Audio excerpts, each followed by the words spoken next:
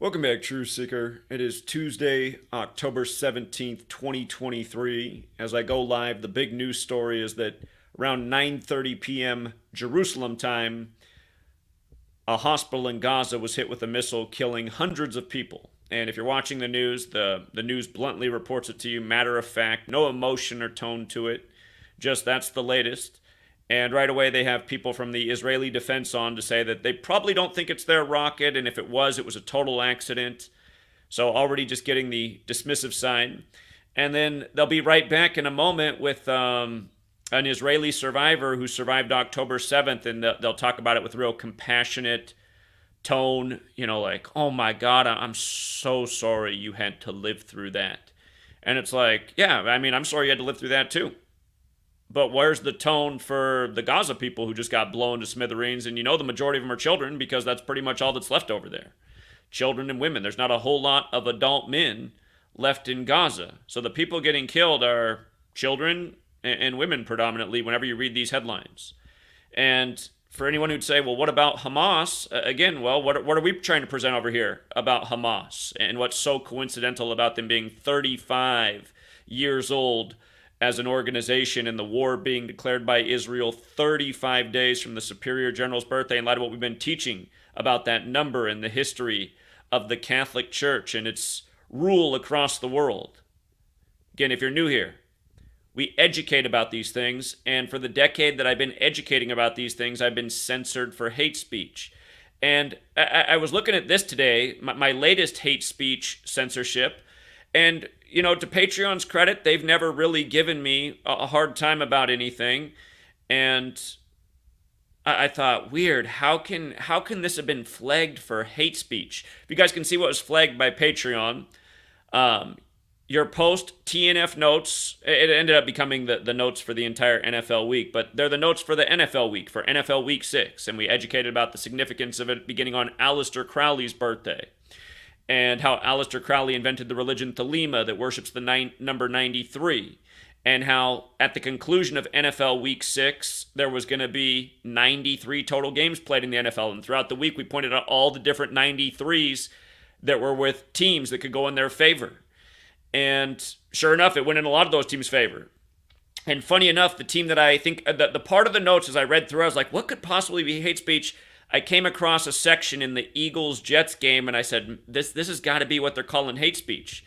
So I pointed out how the Jets were coming into the game with 93 points scored, and there were a lot of teams that had this 93 thing going on. The Bengals stayed on 93 losses. Again, you guys, one more time to make sure you're following me. This NFL week, National Football League, it began on October 12th, which is Aleister Crowley's birthday, famous occultist, maybe the most famous occultist in the world, from Britain, from the UK. He invented a religion called Thelema that worships the number 93. And we noticed how the way the NFL season was scheduled, this week 6 was going to conclude on the 93rd game of the season, which was played last night. And again, in just a lot of games, there was a clear tribute to 93. And you could see it before the games were played. The Bengals stayed on 93 losses versus the NFC, beating the Seahawks. Ron Rivera stayed on 93 regular season losses. The Bills got their first win at home over the Giants since 93 and stayed on 93 losses versus the NFC, and so on and so forth. And again, the Jets came in with 93 points scored. But the other thing that I wrote about the Jets game, as I said, the Jets are 0-12 versus the Eagles.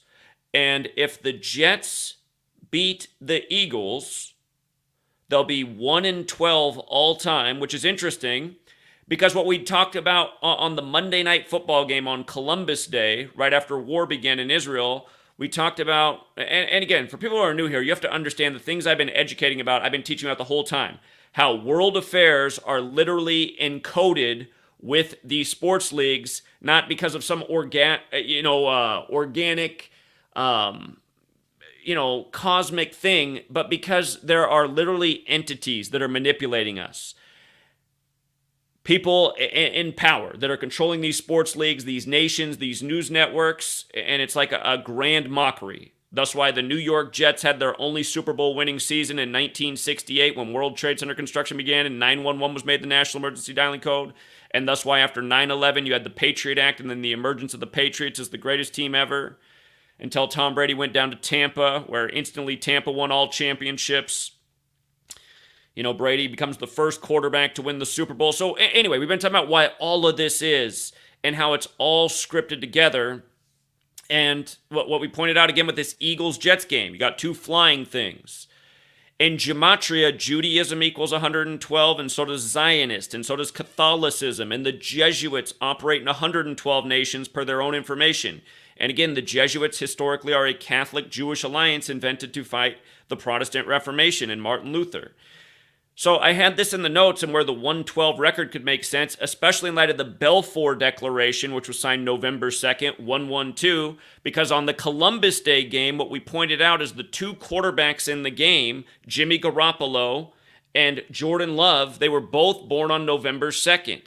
And I talked about in that game how if the Raiders beat the Packers, they'd get their 106th win versus the NFC when Christopher Columbus equals 106. And again, both quarterbacks having the Balfour Declaration birthday, and the Balfour Declaration turns 106 on November 2nd.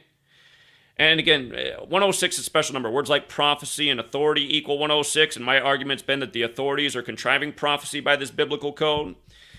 So anyway, the stuff I'm educating about, it's not hate speech. It's here's my knowledge of what's going on in the world, and here's why I think the Jets have a decent narrative to upset the Eagles. I won't be shocked if they lose. I mean, if you read my notes, I said I could see the Eagles winning by 8 or upsetting and becoming 2-2 at home and 3-3 for the year when Eagles is 22 and New York's 33 and this whole 112 thing.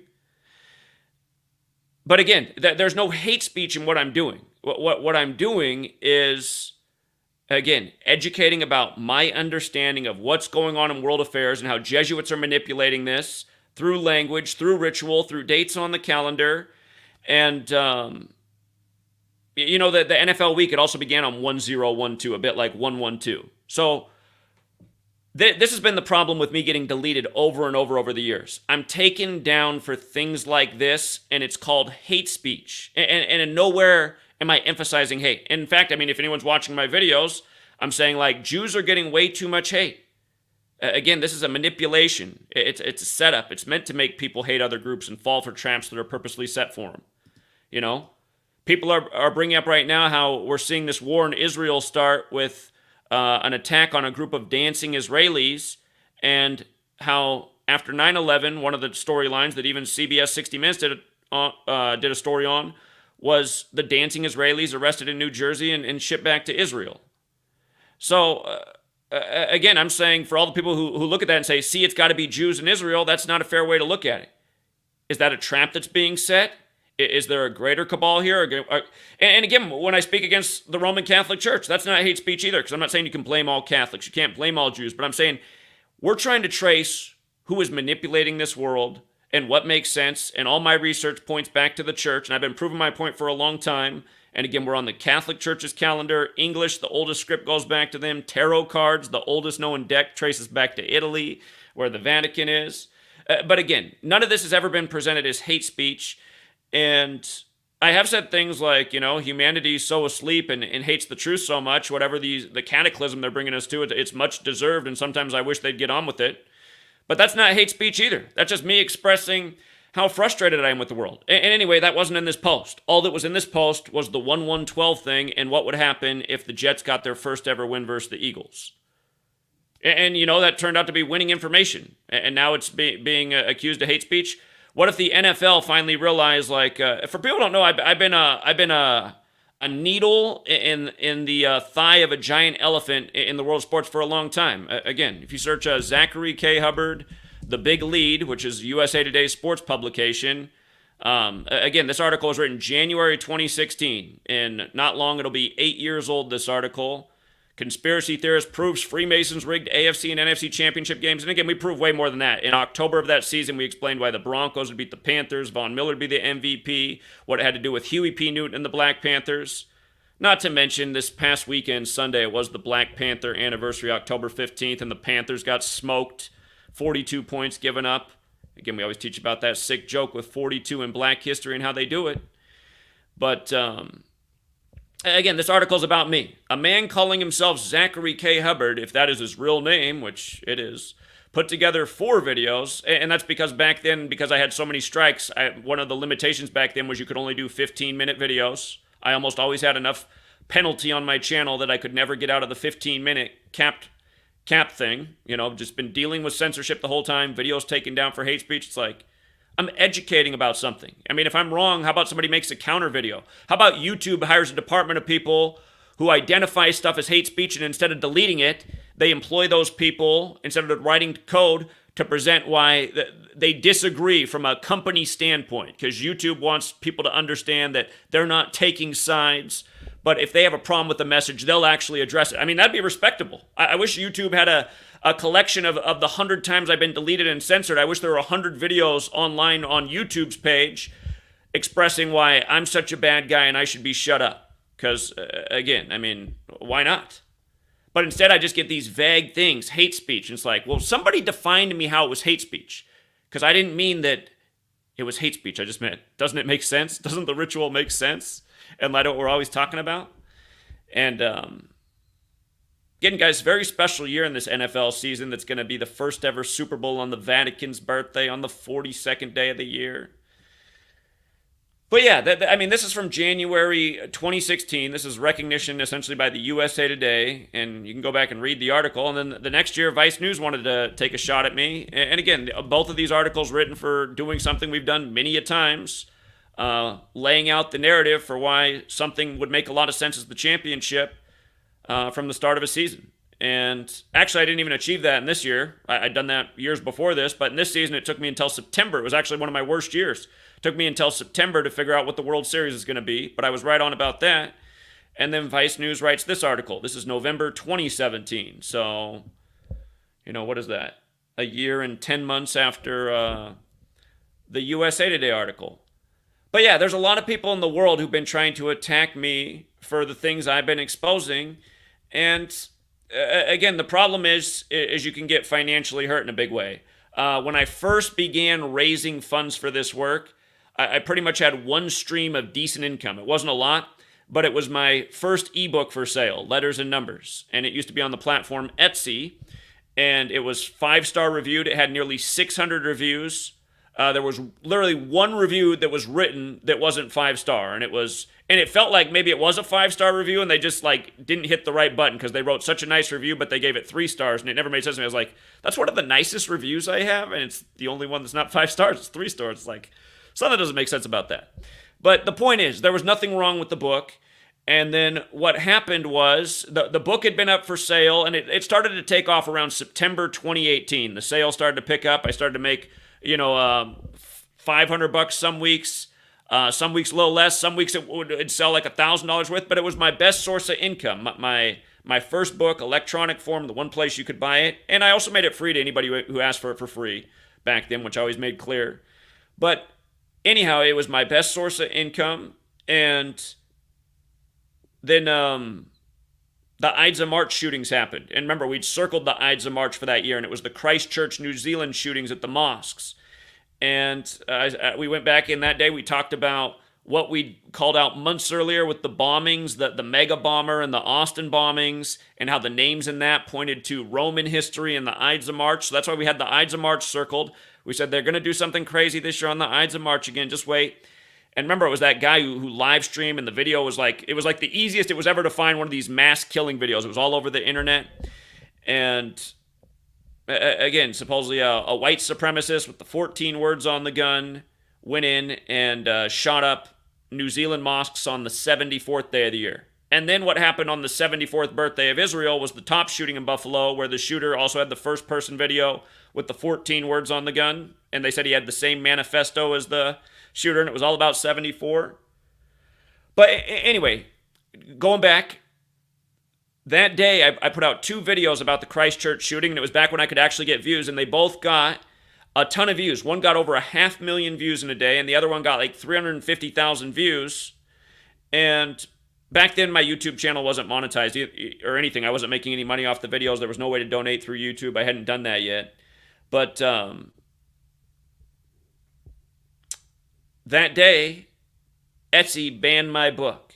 And it was selling really well that evening while the videos were taking off, and then it just got cut off that night. and it let me know. And you have to understand, a big part of what both of my books are about is 74 and why 74 is so important to this cabal. And I teach that lesson really well over and over, and it's why I predicted that this year something really bad would happen in Israel with war, no doubt about it. You can go back and watch the video from December 29, 2022, because the Superior General 74, Netanyahu's turning 74, which happens October 21st, Gaza Strip's 74 years old. But it's, again, because of the videos and content I did and how many times I taught my point, I was being rewarded in the world that day for sales for the book, and then boom, it just got cut off, and I got a letter from Etsy that the book was removed for hate speech. And keep in mind, it's March 15th, 2019, and the book had been on the platform since March of 2018, but it didn't really start to get sales until I really got into full swing that year making videos again, because I was dealing with so much censorship and I couldn't get back on YouTube at the time, and all it has my blog, which not that many people followed because they mostly want my YouTube. But it was there on March 2018, and from March 2018 to September 2018, it probably sold in that period. It might have generated $1,000 in sales in that whole period of time. But then once I started putting out work, and a lot of people caught on because, again, we just start talking about the future and what to expect, and it starts landing. People catch on. They're like, okay, I want to learn more about this. But again, I'm just trying to express the problem with hate speech. What I'm doing is not based in hate. You know, I have some chips on my shoulder, and I do target some people that I think it's fair to target them. Again, it's fair when I point out that behind the Sandy Hook shooting and the people who called for the censorship of the First and the Second Amendment in the wake of Sandy Hook, essentially trying to undermine America because of one school shooting, and these people who had a big impact, you know, it's not to blame it on all Jewish people, but the fact of the matter is the ones who are really pushing that agenda to censor and undermine the First and Second Amendment, they are Jewish. And like I'll say, that's true, but that doesn't mean you can blame all Jewish people. Are all Jewish people doing that, or just a handful? So, again, that's not hate speech either. And that speech should be countered. If I'm so wrong, what the ADL and all these types of people should be doing is coming back and saying, Zachary K. Hubbard is wrong to blame it on Lenny Posner and him being Jewish because, and then why? Because the reality is, too, for anyone, here, you see this picture right here? This picture right here. What is this picture from? For those of you guys who can't see, it's me with a megaphone, with a police officer he did a good job in the moment trying to get me to stop what I was doing, but I felt very righteous in what I was doing. But you can see this man yelling at me, and if you weren't there were a lot of people trying to instigate and provoke me, and again, they were all of, you could say, you know, of the relation in a way to Lenny Posner, okay?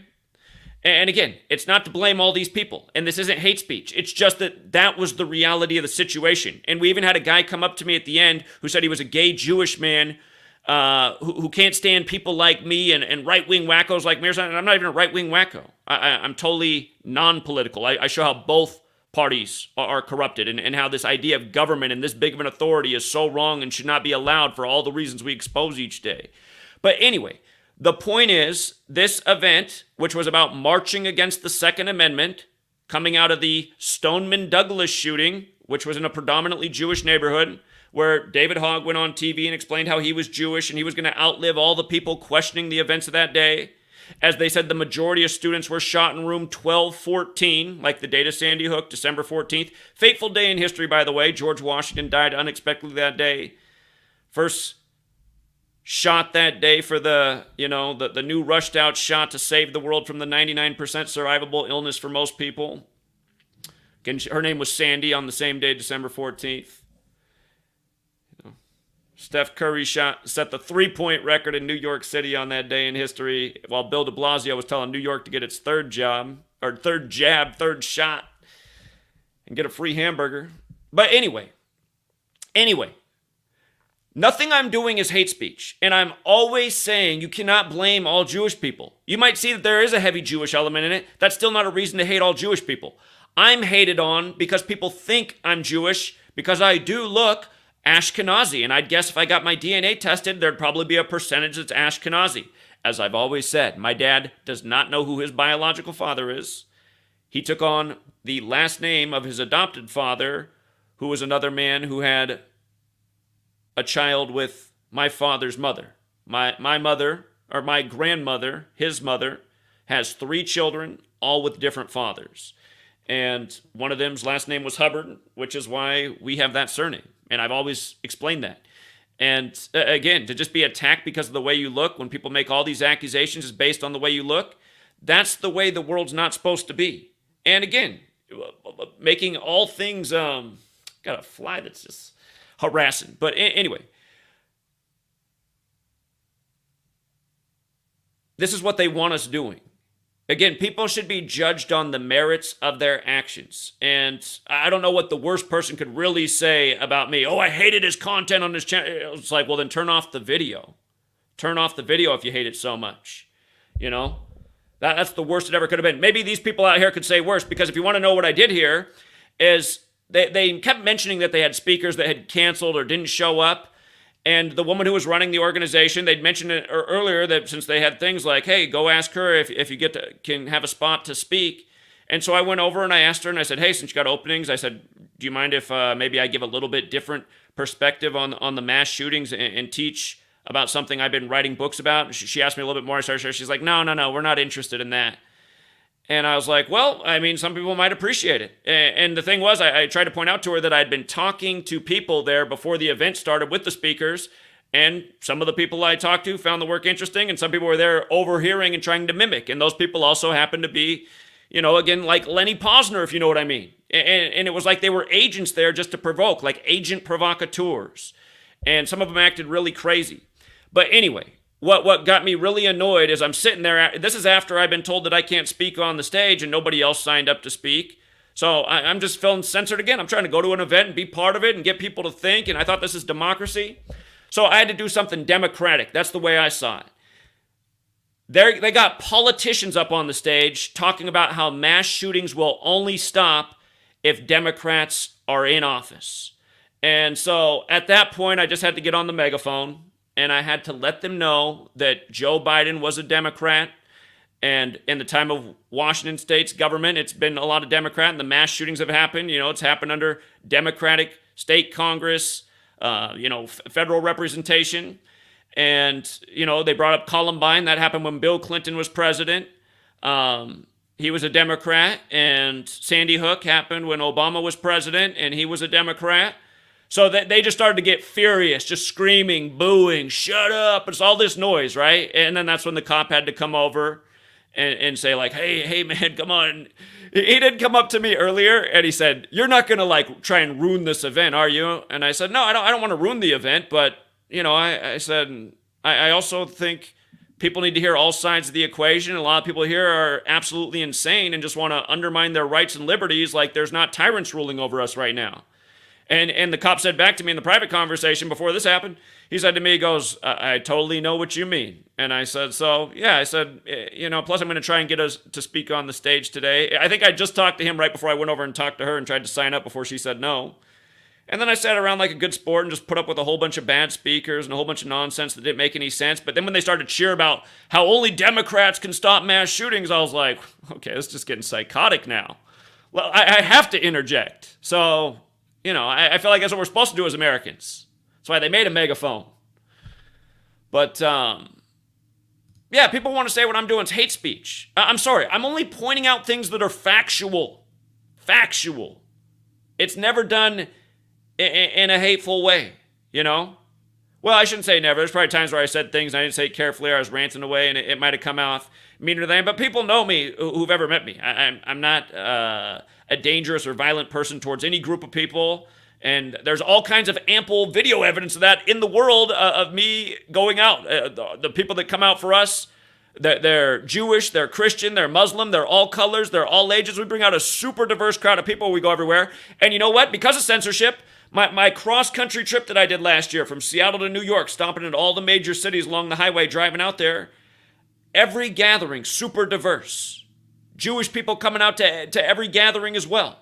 So that's why it gets, there's tons of people who know that what I do is not hate speech, but to continue to have this happen And then also that Patreon's never done this, and then to do this right now with what's going on in the world. I mean, it's like, for all the Jewish people out there who see what's wrong with what's going on, I'm sure a lot of Jewish people realize that, like, you can say bad things about Christians on YouTube and the video will not be taken down, but if you say a bad thing about a Jewish person, the video will be taken down. I'm sure some Jewish people are offended by that. Like, if you could have 100 Jews here to talk about that right now, I think someone would say, yeah, that's not right. I think the majority of that group would actually say, yeah, that's not right. But the ones that are the bad apples in the group, the ones that we're calling out, you know, that are part of this Jesuit cabal, they're the ones that want these rules. They don't want to be stopped.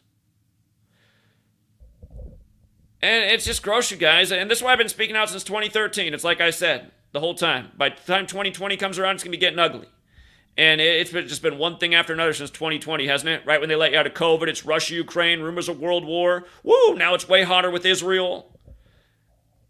And again, here's the reason, because of people who are looking into things, even more people right now, I think rapidly by the day, more and more people are learning to hate Jews because of online, because when you look for answers about what's going on in the world, the way the internet's set up is it's like streaming exactly, it's taking you to answers like Rothschilds and bankers. Like pretty much all the stuff that you can find still on the internet, this age of censorship, it drives you to Rothschilds and bankers. Like they're the end of the world. They're running the world. Their name's on the Balfour Declaration.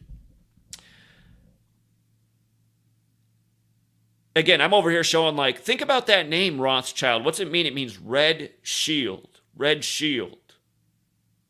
Think of like a Templar in armor, white and red cross, big shield with a big red cross on it.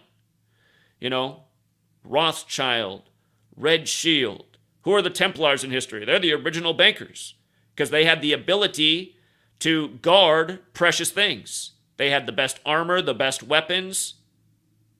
They were equipped to be the world's original bankers, people that had to keep safe important things. And they were considered reliable because they were of a religious and faithful order. So, you know, a better man than the godless heathen. And then at some point in the religious mind, like, that starts to apply to anyone who doesn't have the same religion as you. And that's what you see right now on CNN and Fox News and all these cable outlets. It's like there's very little, pretty much no compassion for Gaza. A Gaza death's reported as a headline. Anything that's scary to Israel is very, ooh, let's get somebody on attached that, oh my God, I'm so sorry this happened to you. Our prayers are with you. Let us know where we can help you. It's like, well, look at that, man. You're talking to like a complete intact family. How about let's see what it looks like in Gaza? It'd be like 5 kids who are looking out for each other. Parents got blown away in the last air raid, you know. So did their friends. They luckily survived, but now they got a limp because they got shrapnel still in their body. I mean, this stuff's crazy, you guys. And then now we live in a society where, again, commerce is online. I got to make this point. And again, it's not hate speech. It's just, bring Bill Maher on to destroy because Bill Maher talks about people like me all the time, like we're some kind of wacko losers. I watched Bill Maher's episode as he comes back at this time. If you didn't watch the latest episode of Bill Maher, he has on a man who's a proud, gay, Jewish man from Germany. And the thing is, he said, you know, what we need is harsher social, scoring. So he said something like that for people who are deemed bigoted and anti-Semitic. Now, we're in this world now where we have these AIs written by people like him that search for anything that they think is bigoted or anti-Semitic. And it could just be writing the words Zionist and Judaism and Gematria together. That could have been put in the algorithms. Now the AI finds anywhere where Judaism, Zionist, Gematria is together, that's anti-Semitic and needs to be taken down. And it feels like it's been that way. And again, that's not the point I'm making. The point I'm making is, isn't it interesting that in this language, which goes back to the Catholic Church, so I'm not blaming Jews, I'm saying, isn't it interesting that in this language, introduced the oldest script as we know of the English language, credited to the monk Burfirth of Ramsey Abbey from the year 1011 AD, again, we're on the Catholic Church's calendar. Isn't it interesting how in this language of English letters and numbers, Catholicism's 112, Judaism's 112, Zionist is 112, and Again, you got the history of the Catholics and the Jews and the Protestant Reformation, the Jesuit order's fingerprints all over Israel. It's like, I don't feel like the people who are doing this to me, I don't feel like they really do think that I'm a hate speaker. I think it's that they don't like what I'm exposing, and now because they've drawn these blurry lines, and I mean, imagine if I was famous enough that this was a story today. I'm Joe Rogan or something. You might not even hear from Joe Rogan all day. You'd hear about him, and you'd have all these different people coming on and saying like, oh yeah, he's doing this weirdo, like fake rip-off Kabbalistic numerology crap, and he's always had this like anti-Semitic twist, so yeah, maybe it is sports notes, but we know what he meant, and he needs to go. And then the next person be on there, and she'd be nicer and sweeter and maybe prettier, but she'd have like the same sentiments. Yeah, he for a lot of years he walked a fine line but everything he was doing was pseudoscience. And again, we're trying to get into an age where it's more about the facts and the figures. You know what I mean? I mean, this is the world we live in. And then all the brain, like my sister, she'd watch that. My own sister would watch that broadcast because she's never really taken the time to listen to me. She just thought this was crazy from day one. But she'd be like, see, finally he had what was coming to him. I think it's for the best. And it's just like, You know what I mean? So here, just to make a point about what I do, let me know if anything feels like hate speech today. Here's the way I see this. Again, I'm educating about how the Jesuits, this sinister order, this political order that's been warned about for centuries that Abraham Lincoln blamed the American Civil War on. Many people for many centuries have talked about how devious the Jesuits are. And again, if you're new here, I always educate about the Jesuits, but the bottom line is 16th century, they're created, English standardized with the spellings we use today, calendar. From that point on, they've been manipulating the world by this code systematically, and they're sly devils. I was late on the uptake, but this news broke at 9:30 p.m. Jerusalem time. 9:30 p.m., and it was that a missile had just hit a hospital in Gaza. And again, it's being broadcast here back to the States. It's meant to have a psychological impact on everybody who listens to it. Even the people who aren't trained to love Gaza as much as they love Israel, which is what the media tries to do. You got to love Israel, Gaza, collateral damage, because we love Israel so much. I mean, it's kind of the way it's presented. It's not like really presented to Americans in a really dark way. Sometimes it is. Sometimes you get some real haters on there. That guy I've been calling out, the guy referring to Muslims as beasts. Netanyahu called these people human beasts. And, but I mean, it's mostly like, really love Israel, a lot of compassion for Israel. Gaza, sorry, you're kind of just in the way. We've got to make it right from what happened in World War II. We're still making it right. Your lives just aren't quite as important. Gaza lives don't matter as much. Something like that, right? It's not like totally hate these people. It's just they don't matter as much. 300 people dead in Gaza. This poor Israeli mother heard gunfire. Let us sympathize with her for the next 10 minutes. But in Sumerian Gematria, with regards to this going live at 9:30 p.m. Jerusalem time, again, in Sumerian Gematria, Christianity equals 930. And all that cipher is just multiplying the alphabetic order times 6. A is 6, B is 12, C is 18, D is 24, E is 30, so on. If you write out Christianity, it equals 930. And the 930th chapter of Protestant Bibles is where Matthew 1:1, the Christian section, begins. There's 929 chapters in the Old Testament. We were just talking about this with the death of Dianne Feinstein and it being the breaking news in the morning of 9/29. They said she died the evening earlier, but the news broke on 9/29 of the death of the Jewish senator. And, you got the two big women out there in California, Nancy Pelosi, the Catholic, Feinstein, the Jew, who just died. Remember, there's 187 chapters in the Torah. The word Abrahamic in Gematria is 187. Feinstein dead on the 187th day in Nancy Pelosi's age, kind of like how Ruth Bader Ginsburg died 187 days from her birthday on the anniversary of the cornerstone being laid for D.C. And also, it was Rosh Hashanah when Ruth Bader Ginsburg died, September 18th. That's the day the CIA was created in history. A lot of things. But anyway, this is the stuff we've been educating about. And again, not hate speech, just education and learning for the sake of seeing through how we are being manipulated mentally, spiritually, physically, giving up our bodily sovereignty, giving up our rights and liberties, just giving up a lot of stuff, giving up families. Who has a good family at this day and age? Family's been broken by the system. Parents out of the house, kid raised by the state in the school. Almost everyone was raised by the state when you think about it. You spent the majority of your childhood in a classroom when you were awake. A lot of it, and doing their schoolwork when you weren't in school. And your parents did the same thing, and they've been indoctrinated into it.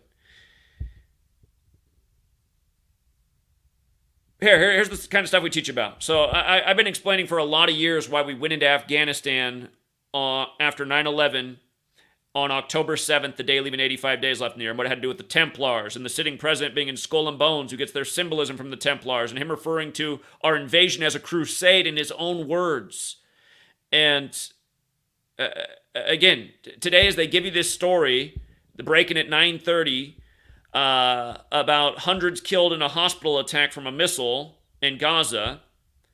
And again, like I've been saying to you guys, you learn this knowledge, you can just see how contrived it all is. But notice how Templar and Ashkelon, where she is, equals 85. And if you're new here, these are the 4 base ciphers. Alphabetic order, A is 1 up to Z is 26. Alphabetic order with numerology, reverse alphabetic order with numerology. Notice when you run it in reverse numerology, Ashkelon, Israel's 85. It's kind of like how Jesus is 74 at the alphabetic order and Jesus Christ is 74 in that same cipher. So is George Washington, and Masonic 74 the other way.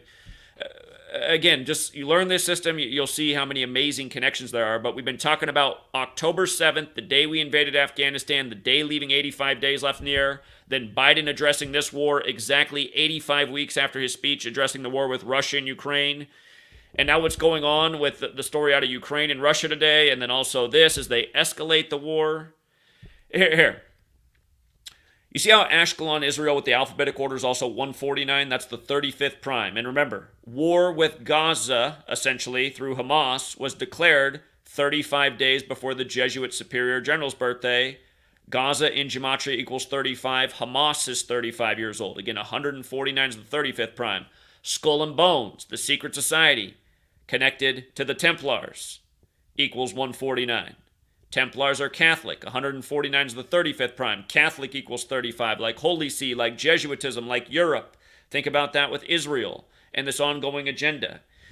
And again, you can see, if you're looking, how Ashkelon and Templar are the exact same in 3 out of the 4 ciphers. There's really a lot to say about all those numbers. 31's the 11th prime number. 11's the master number, the master plan. September 11th on the 11th of the month. The World Trade Centers that look like an 11. In New York, the 11th state. The first flight was AA11. AA is 11 like 11. 9/11 had 41 date numerology. Saudi Arabia and Al-Qaeda are 41. Big numbers. Big numbers. But also 229 up there for Ashkelon. That's the 50th prime, just like all of this happening on the 50th anniversary of the Yom Kippur War. America's 50. So with regards to all this Templar stuff, remember the Templars are the Red Cross. Just look at what she's wearing, right? White, black, and red, the color of the Jesuits. And just think about, with just Templars and Red Cross and a hospital, does it make you think of the company, the organization that's always raising money in the time of tragedy? You know, with the big giant red crosses. Remember at the beginning of COVID, you had the big military ships with big red crosses on them on both coasts. Talking about that and the Templars back then. As we've been talking about so often with these rituals. Now, again, we said today we got to watch out because they'd probably do something extra provoking as they're trying to set off World War. Again, Netanyahu came back on 12/29. That's Albert Pike's birthday, who wrote the letter about 3 world wars, which was published on August 15th, which is the day the Jesuits were created in Paris, France in 1534.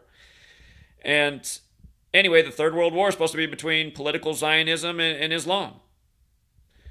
New World Order in Gematria equals 75. Now, here was something that was taken down for hate speech. I don't even have the post anymore, but it was teaching about this, and the post is from many years ago. Here, I'm just going to go to the New York Times website. This is a real story from the New York Times. I recently lost this post for hate speech. And the blog that I started on, it wasn't owned by Google, but in the time I've been on there, Google bought it. So now Google owns what I started my work on, my original work, and they've been actively deleting a lot of important posts. I mean, there's just so many. I can't even keep track of all the posts that have been lost. But I wrote a post many years ago about why it matters when Israel turns 75 and why this article on this date matters so much, October 6, 1940. Again, it wasn't ever hate speech. It was just understanding what's going on. And the New York Times has always been run by Jesuits. But 10/6/1940, that date, 10 plus 6 plus 19 plus 40 adds up to 75. Israel turns 75 years old this year on May 14th, 2023. And again, in what's considered the most important cipher, arguably, the alphabetic order with numerology, New World Order 75. All of these numbers up here matter in a big way. But it matters that that article was published on 75 date numerology. The motto, order out of chaos, which is on Masonic temples, is 75. Who would pledge it? The phrase Catholic Church is 75, and Roman Catholic is 75, and World War III is 75. Where order out of chaos, and again, New World Order are both 75. Both order, right? The word order alone is also 75.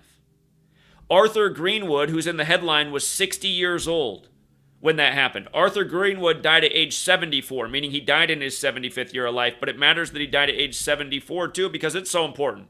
Again, Gaza 74. Netanyahu's about to turn 74. The word Jewish is 74, just like Jesus, like cross, like Messiah, like gospel, like parables, like Muhammad. Once upon a time, we predicted why Muhammad Ali would die at age 74, only for him to die on June 3rd when it's commonly believed that the Prophet Muhammad died at age 63. Muhammad Ali died on 6/3 in the year 2016 when 2016 is the 63rd triangular number. Educating about this isn't hate speech. Like, in no way is that hate speech towards Muhammad. That's education about something that looks like a really sick ritual. And look at the name he took on, you guys. Muhammad Ali, it coded that 42 on him. It coded that 201 on him. The Jesuit order in the same cipher, 201, like State of Israel's 201, like David Ben-Gurion, dead 201 days after the anniversary of Israel's establishment, like the first Jesuit pope, the first to live in Suite 201 at the Vatican, Pope Francis, whose birth name equals 201, Jorge Mario Bergoglio, like the founder of the Jesuits. This isn't hate speech. Hey, let's not overlook that the founder of the Jesuits, Ignatius of Loyola, is also 75. Let's not overlook that. That should be on that 75 list in light of how Jesuit this whole thing is. Remember, war was declared 70 days before Pope Francis' birthday. Francis 70, like Vatican. And let's also not forget that it was the day before that the attack happened on Putin's 71st birthday, 71 days before the Pope's birthday. 71 days before the Pope's birthday. Again, on Putin's 71st birthday. Catholic the other way is 145, like Israel's establishment date, 14/5, like the 145 more chapters in the Catholic Old Testament, because there's 46 books. Again, JFK, number 35, killed at age 46, the first Catholic U.S. president. The second, Joe Biden, number 46, elected 46 weeks after the Pope's birthday, inaugurated on the Pope's 35th day of his age. His son, Beau Biden Jr., dead 201 days before the Pope's birthday at age 46. Again, Leo Jeremiah O'Donovan, 201. O'Donovan, 201, there it is. He did the funeral for Beau Biden at age 46 and the inauguration for Joe Biden as number 46. Again, on the 201st day of the nation's age, which is the day inauguration day is, 20/1. Again, none of this is hate speech. This is like the speech that's meant to help the world see through what's manipulating and lying to it and taking it to a dangerous place. If anything, you could say this work must be done out of love. You know? For 5 years, every single day I did this work. Put it out more and more, took it further and further, researched it more and more, never raised a penny. At the end of that 5-year period, YouTube deleted the channel. And again, what was I saying all year? About how funny it was how Yom Kippur fell that year and why it looked like we were right for the biggest false flag since 9/11, which ended up being Vegas. And again, the channel just deleted 1,000 times for accurately forecasting that event. Deleted so many times for accurately forecasting and taken down in the name of hate speech. It's super annoying. So here, let's just go through more of today's work. Again, if you guys don't know, I do work my ass off over at my website, GematriaEffect.News. If you don't follow there, free Gematria calculators that you can download for your phone. The ebooks are there. Community page, a lot of stuff here. But Here, we circled today for why it's sketchy today, the day leaving 75 days left in the air. That's what today, October 17th, is, the day leaving 75 days left in the air. Russia also equals 75. Notice, Ukraine, most escalating attack yet on Russia. Again, escalating by a code. World war by a code. Joe Biden met with Putin on Pearl Harbor Day of all days to discuss Russia-Ukraine before it broke out 201 days after the first Jesuit Ignatian year began. Hawaii was made a state 201 months and a day after Joe Biden was born. How rigged the game is. Joe Biden equals 64. Shows up in Hawaii for its 64th birthday after the Maui's Lahaina burns up on the 247th day of the governor's age while the governor's, Maui burned up August 8th, the governor's 247th day in office while the country's 247 years old, and a faction of the country once upon a time called the Committee of 13 overthrew Hawaii's monarchy, and then Hawaii burned up this year 13 days before its state birthday, the 64th birthday.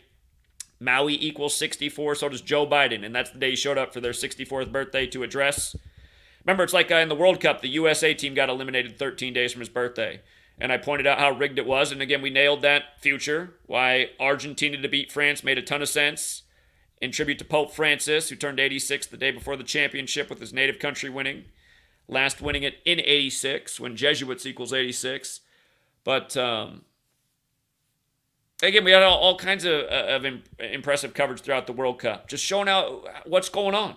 How manipulated the game is. How all roads are leading to Rome. Since the beginning of Russia-Ukraine, we've been pointing out the Jesuit rituals, why the Pope was there on February 25th, why the war broke out, officially on the day in history that the Catholic Church implemented the Gregorian calendar.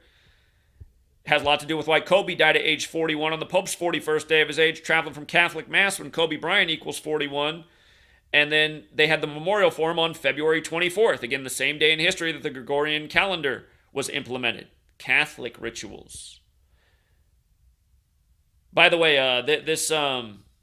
this story today comes 86 weeks on the nose after Russia-Ukraine first got popping when Russia sent its troops into Ukraine on February 22nd, which is the same day Joe Biden addressed the nation on 2/22/22 at 2:22 local time on the East Coast. And of course, my last book, Letters and Numbers, teaches all about 222 and why from 9/11 to the pandemic for COVID was exactly 222 months, and why Donald Trump was gloating about his trade deal with China at the World Economic Forum, the main sponsor of Event 201, on the 222nd day of his age as COVID was confirmed in the U.S. for the first time.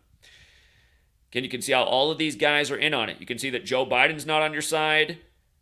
Donald Trump's not on your side. They're in the same Jesuit club. Donald Trump buries his wife on the 201st day of the year. Joe Biden loses his wife and daughter and son in all 201 rituals. I noticed that the man that they want to kill, the leader of Hamas, his name is Yahya Sinwar. Sinwar. A war based in sin and lies. Isn't it funny how war and sin both equal 42, and so does New Testament, and so does World War? Again, this is what we noticed in the very beginning. Just simple things. Simple cipher. War 42. The simple cipher with numerology, World War 42. New equals 42. New Testament equals 42. It begins with the 42 generations to Jesus. Math, 42. The New Testament. The New Testament begins with Matthew and the 42 generations to Jesus. In reverse, math is 66. So is New Testament. Protestant Bibles end with the 66th book and the teaching about the number of the beast. You know, we taught an awful lot about that in the time of the pandemic. And you know what? I lost video after video for teaching about the number of the beast gematria encoding in the way vaccines were introduced and rituals were performed. And I got videos taken down for hate speech and medical misinformation. And all I was trying to do was give people a different perspective than CNN and Fox News. And again, remind people about how we forecasted 2020 to be a devastating year with a major world agenda many years before it happened. And in the book I wrote, Number Games, 9/11 and Coronavirus, which came out and I was done writing in July, essentially. I put in a final last section about the August 4th explosion. I had to pull the book back from the publisher to cover the August 4th explosion in Beirut. The giant 201 Jesuit joke that was, in light of the Jesuits being known for trying to blow up British Parliament with fireworks on Remember the 5th of November back in the year 1605, trying to kill King James for putting the biblical knowledge out. King James born in the year 66. And again, just little things like biblical 58. And King James dead at age 58. And he was in Freemasonry, which is 58. Like Rosicrucian is 58. If I can spell it right. Again, King James was a Freemason, Rosicrucian, which equal 58, and dropped dead at age 58 with the Bible named after him. Unexpectedly, like George Washington, who was also in the club. He wasn't age 58, though.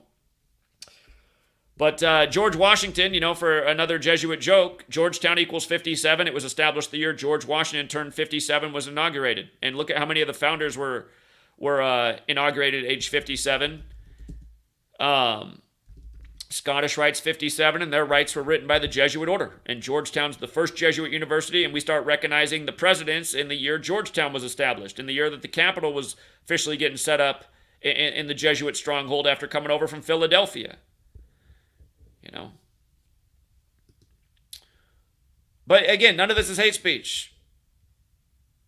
I've lost so much content like this from hate speech, and I'm just so annoyed. And I realize it's only going to get worse as time goes on. And I'm so annoyed that humanity not enough people snapped out of it before we've even gotten this far down the road. It's just, and the things that are being done to us, the obvious lies, the ritualism of it all, it's just maddening. And I shouldn't even be having to take it to the degree that I'm taking it to expose what's going on. But for exposing it this well, now I get accused of hate speech. This is why there can't be hate speech laws. Because that law and what hate speech is determined by the person who makes the law. And the thing about the person who makes the law is, how did you elect that person anyway? Because there were two choices and you didn't really care for either of them, but the one was in the party that you're a member of. That's like how everyone's voting. So you don't even know who these people are. You just see them on the screen. They must have money behind them. Otherwise, you wouldn't see their face. Only them or the other person. There's no way you're voting for the blue side, so you're voting for the red guy. Or vice versa, either way. It's like who all of our representatives are. Same people who never return your phone call. It's like, I don't feel very represented. I've left a lot of calls to my representatives. You guys have seen a lot of the calls I made over the years. I never got a call back. I don't feel represented. And I feel like my call is important. I feel like I'm dropping some really important information. How many times have I called politicians about 74 in these sick rituals that keep getting played out to dupe and manipulate the world, to make them want to hate the other side? That's the other thing, too. The word hate literally has 74 encoded. And again, like from World Trade Centers on the 74th meridian to what's going on with Gaza while it's 74 years old. Again, some of the people that come on, they're referring to the other humans as not humans, beasts. And again, the mainstream media, the people dressed up all nice who never swear and just talk so calmly as they read the teleprompter. Again, they're not saying anything mean about Gaza either, but they're just reading their death headlines like it's nothing and getting all emotional about anything sad for the Israelis. And then what's annoying too is I get people who leave comments like, oh, so what, you only care about... It's like, dude, nowhere in my video was I taking anyone's side. I'm just pointing out the things that are wrong that everybody should see through. People are so invested in that. It's got to be this side or that side. That's why they have these illogical responses where they're coming at you like you did something you didn't do. By the way, this Fox News headline, and nobody bats harder for Israel than Fox News. For all you guys who think that's the woke. That's the woke station, Fox News these days. That's the real woke. They know what's going on Fox News. Didn't you hear Sean Hannity say how shameful it was to mandate jabs, and then at the end of his big angry rant, he went on about how he has all the jabs and he's been totally healthy and he'd recommend everybody goes out there and gets totally boosted. It's like, oh yeah, this is the opposition network right here. Nice endorsement, Sean. What was the point of the rant? It wasn't as bad as Anderson Cooper's, though. I'll never forget Anderson Cooper. That's something like that. As sad as it is, that might be like the most provoking thing that might be my last thought. I still can't believe Anderson Cooper got away with saying on TV that you weren't a real man if you weren't jabbed, as they went to commercial break sponsored by Pfizer. I was just like, oh my God. A guy that literally gets plugged. And isn't it sick, like how much fear he pushes all year, especially in recent years with COVID and everything? And then on, New Year's Eve, he's got his boyfriend on there, and they're drunk together, and they're just having such a great time. It's like the mob down below is wearing their slave muzzles. These two guys are practically making out on TV. Anderson Cooper slurring his words. It's like, what are these rituals that we're watching? It's bullshit New Year when everything's dead. Like, things are supposed to be new in the spring when the flowers are coming out. That's the New Year. These people, it's the new time to start over the year of increasing the body counts. It's a fresh year, you guys. We got to get the kill count up. There's always like 5 celebrities and their children dead New Year's Eve, January 1st every year. Nobody blinks an eye. I suppose the average American's like, well, they're probably old and partying, man, just like we were. Probably too much on the body. Okay. I think we need to look into these things more. Wasn't it like 3 drummers this year on New Year's Eve? We've been talking about why the dead drummer always happens first through Gematria. Drummer equals death equals murder equals killing equals RIP equals New Year's. Go figure. But yeah, this headline right here, Fox News promoting the killing of this man. And you know what? This whole Hamas thing, it's so obvious that it's funded by intelligence. So obvious. That's why the rituals are so perfect every time. It's a controlled opposition. It's meant to be the bully that Israel needs to fight so that they can bomb the hell out of more children and women and expand their territory more. I mean, it's an obvious game. It's called a false flag. YouTube has deemed that a term of hate speech over the years. Trust me, I've lost a lot of videos for the false flag word, but... And for all of you guys who don't support me, I hope you realize that despite all the censorship and attacking my income and cars crashing through my house on Christmas Eve and all the shit that I put up with, I've never stopped doing the work and putting out content, and I continue to do the things that will likely bring more problems into my life. And that's what everyone should be doing, because that's what sacrificing is for the right thing. And I got Sweet Lady over here. She's sweating it more than ever in a while now because of just getting harassed at her own work. And we know that I'm getting these hate speech things now from Patreon, and Sweet Lady's getting harassed at work on the same day. People calling her up, pretending to be authorities, somehow tracking down where she is. Again, I hope you guys appreciate how I keep pushing forward. And again, there's something to learn in my story for even all my haters. Well, what happened when I found out that I couldn't be hired as a school teacher anymore because they didn't like what I wrote in my first book? That was the first time I tried to monetize the work, and thankfully there were enough good people in the world to financially support that made it sustainable. There weren't a lot, though. And that was in fall of 2018. It's putting in more than 5 years of work at that point for free. Saying, hey, you know what, you guys? I just found out that my degree's no longer worth anything because I'm pretty much blackballed from teaching for what I wrote in my book. And again, it's just because the authorities have been deeming all my stuff hate speech the whole time. That's why. They've drawn the line that I'm in a hate speech for exposing these things. You know what I realized that was really messed up also? How many times have I taught about the Talmud in 113? I happened to notice that what happened to Sweet Lady yesterday, funny enough, it was 113 days after her June 25th birthday. I thought, people, they're really playing games, man. Look at this guy's name gematria, though. Yaha Sinwar, 144, 54, 153, like as you would order. And the 54 is the big one, really. Well, they're all big. What a name, too, right? Sinwar. We've talked about this guy's name in the past. The Jesuits, a military order. His name the exact same in 3 out of the 4 ciphers. And the 54 is the big one because terrorism's 54. Remember Osama bin Laden, supposedly killed on his 54th day of being 54 years old. The word Islam is also 54.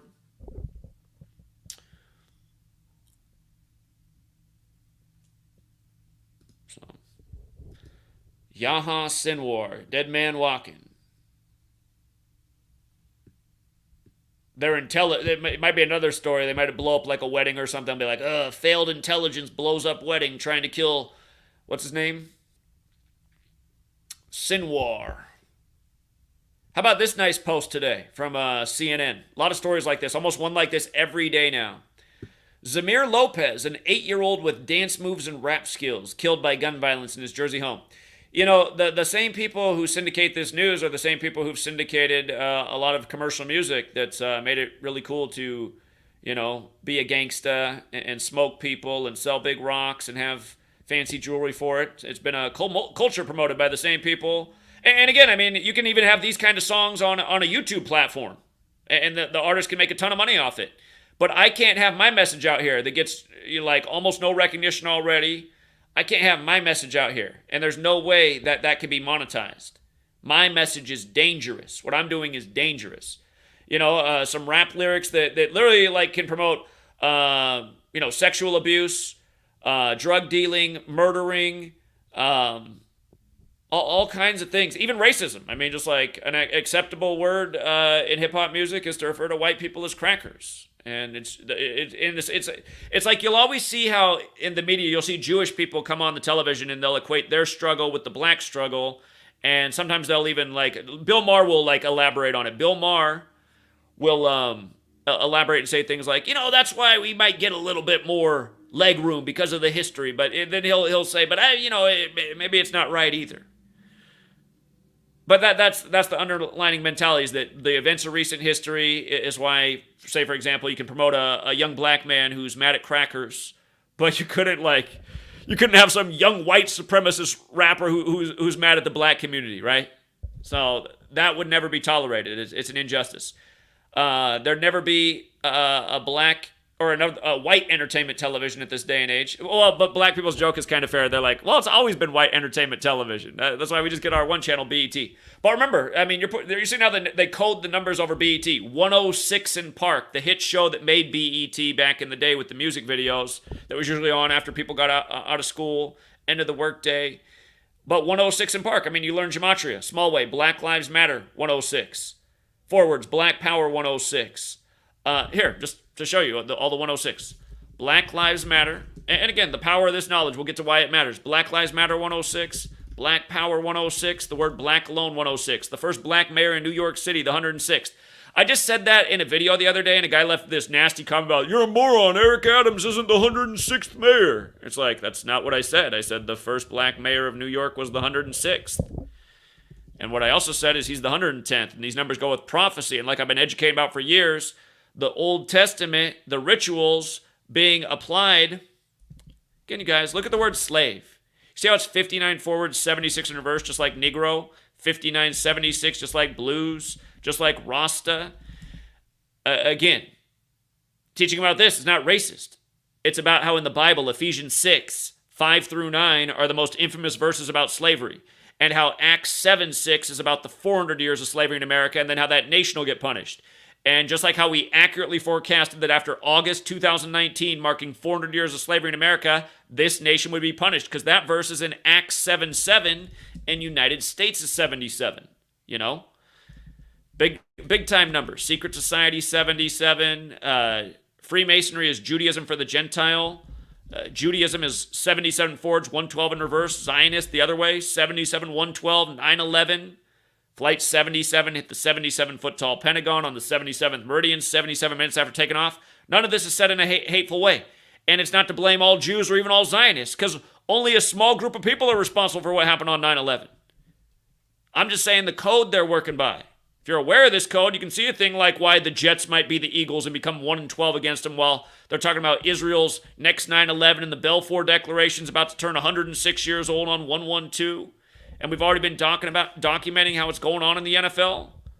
Again, if you got here late, I was talking about how my post for this NFL week about the notes for why the Jets might get their first win against the Eagles, and why they becoming 1-12 could fit in with this whole Zionist, Jewish, prophecy, Catholic Church, Balfour Declaration, how it could all fit in at this moment, in light of what we document on Columbus Day.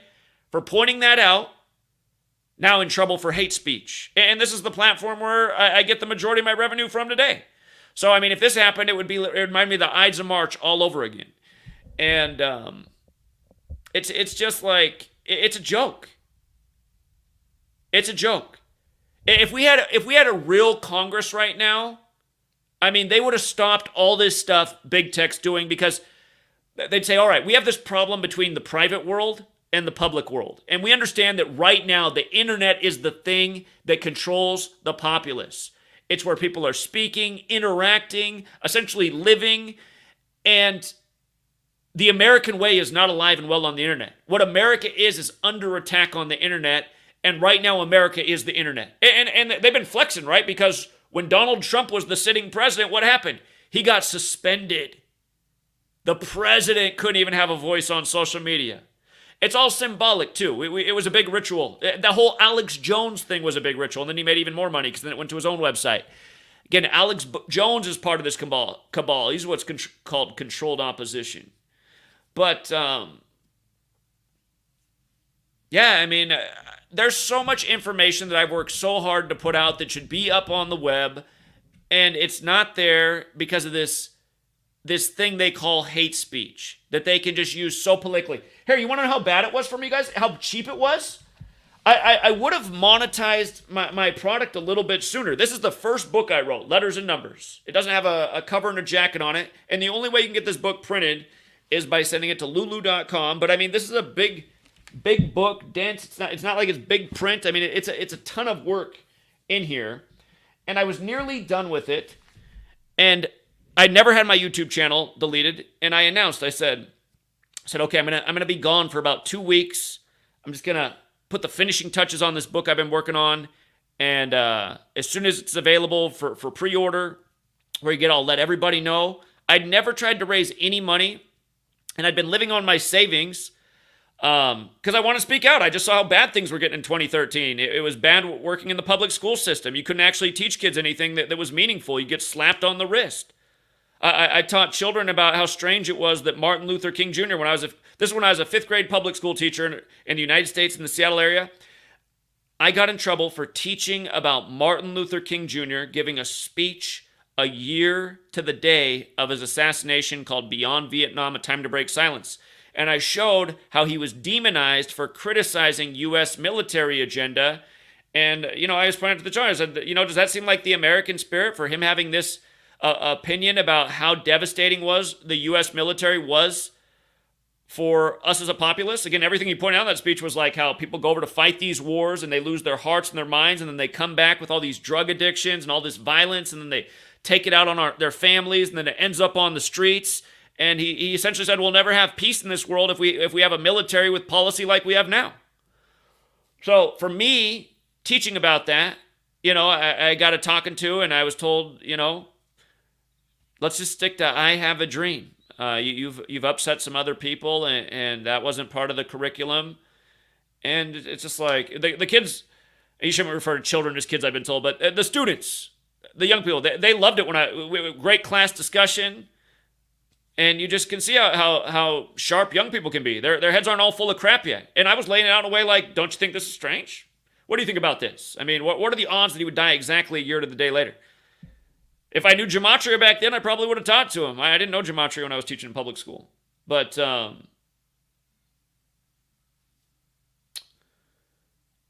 once I stepped outside of the system and took a break and didn't have a 9-to-5 and was just doing research and trying to figure out something that I could contribute to the world to stop what I see coming, what's happening right now, a world where you can't speak and it's just endless lies and fear and agendas and big corporations ruling over you and making politicians through the government. I mean, that's what we have, you guys. That's why I just stopped back then. I said, I'm going to figure out a way to do something to maybe spark a change. And I feel like I found something that could do that. I just see that humanity is just not there yet. I hope we're planting seeds that blossom someday, but it doesn't feel like they're going to blossom in time right now. And the thing is, I mean, they keep doing this. It's going to make it harder and harder for them to ever blossom.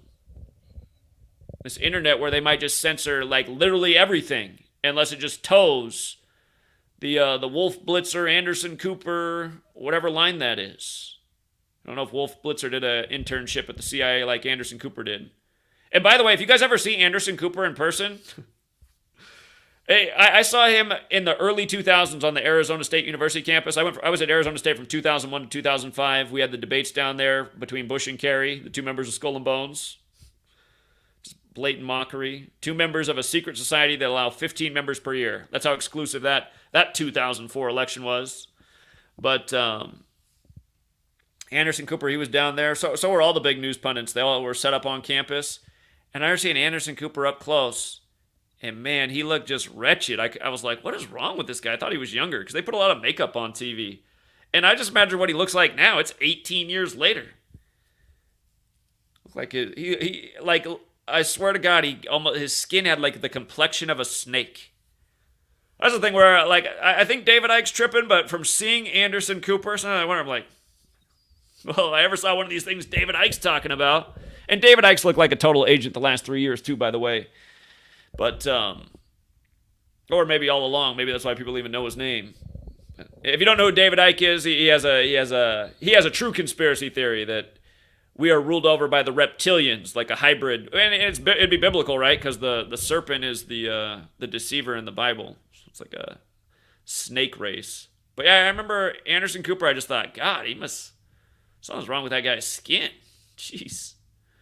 Unless I just seen him like after like the worst sunburn ever, and just I don't know, but he looked like a hot mess. So I always think about that. Back to the news. You know, just you for the new person here, this wouldn't be the most convincing example to you, but it's the same stuff once you just learn to recognize. They got to post this story about this murdered young child who's a rapper. Just reminding you about the history of what commercial rap music's promoted. And they got to post it at 8:38 a.m. because murder's 83 and the small way it's 38. And the song Murder by Numbers came out in 83. And we're always talking about these numbers with dead rappers that are reported from shootings. Lil Zaji is his name, equals 75. CNN publishes this story on the day, leaving 75 days left in the year. Ivor Robson of Golf's The Open dead. Notice he began his ritual in the Open in 75. In 75, Ivor Robson began introducing the golfers at the Open. And now he dies this morning, October 17th, the day leaving 75 days left in the year. And understand, you guys, this is just what I do each day. And this is what I get taken down for each day. He's dead at age 83, the Open 83. Been doing this at the Open since 75. Again, dead on the day, leaving 75 days left in the year. Everything in the news today is 75. Ukraine bombing Russia the hardest on the day, leaving 75 days. Israel 75. Today, it was October 17th in Israel that they began attacking Hezbollah. And Hezbollah since 1975. Hezbollah came out of the Lebanon Civil War. Can tell you who instigated that one. No doubt about it. These same Jesuits. But their roots are in that civil war, which began in 75. Then they begin attacking them today on the day leaving 75 days left in the year. Where's the hate speech? How about this? Mia Shem. You know, they put this young woman with the pretty eyes in the news. This is the first kidnap victim from the attack on the music festival. How interesting is it it's this way, you guys? Mia Shem, right? Look at her name in Gematria. 71, 35, 145, 46. Again, just to go through it again. It's the exact same as Catholic in every cipher. October 7th was Putin's 71st birthday, 71 days for the Popes. Again, it's very clear that Hamas is something like the Mujahideen, which the CIA funded to fight Russia and Afghanistan.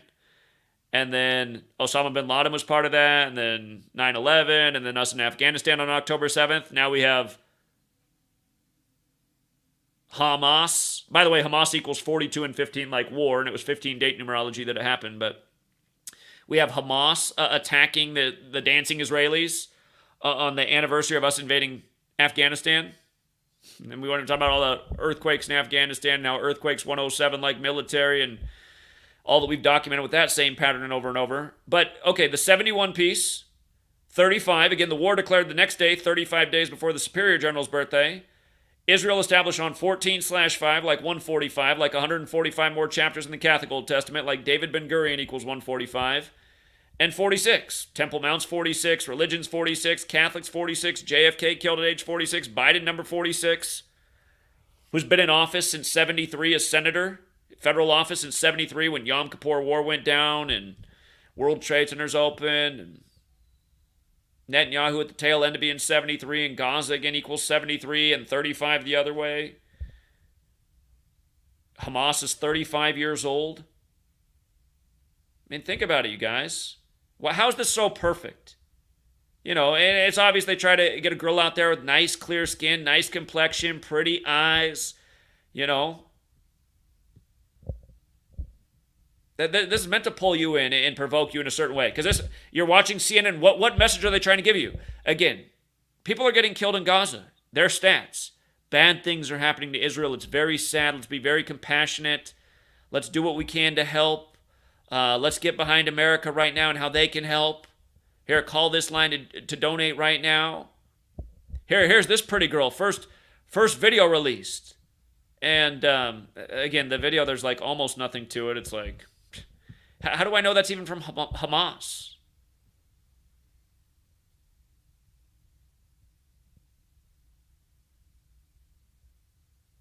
Here's something else to think about, too. This hostage situation arose on Disney's 100th anniversary. And why does that matter? Disney, cinema, theater. Disney was in Des Moines. Des Moines is named after the Knights Templar, who was burned at the stake on Friday, October 13th in 1307, the order's founder, Jacques de Molay. Isn't it interesting how hostage and Des Moines overlap in every single cipher? 75, time out Israel being 75 and everything else. This is big focus today on the day leaving 75 days left in the year 2. 30 like Bible, like Jesus' ministry begins at age 30. All the Saturn stuff going on right now. Saturn has the 30-year return. Saturn, Saturday. The war began on Saturday, just like the Yom Kippur War did. Yom Kippur is about atonement. Saturn's related to judgment and atonement. Hostage and Des Moines also go with 114, like World War, like Pearl Harbor, like Art of War, like history. 33. We say a lot of things about that. It's another Bible number. False flag number, secrecy number. Des Moines is kind of like a little secret society for kids where they learn a knowledge about the past that most other children don't. And isn't it funny how they mention how Disney was the 107th member of the Mother Chapter? I just think about that in light of October 7th and everything going down. It says, well, in truth, Walt Disney was a member of Des Moines and knew Dad Frank S. Land very well.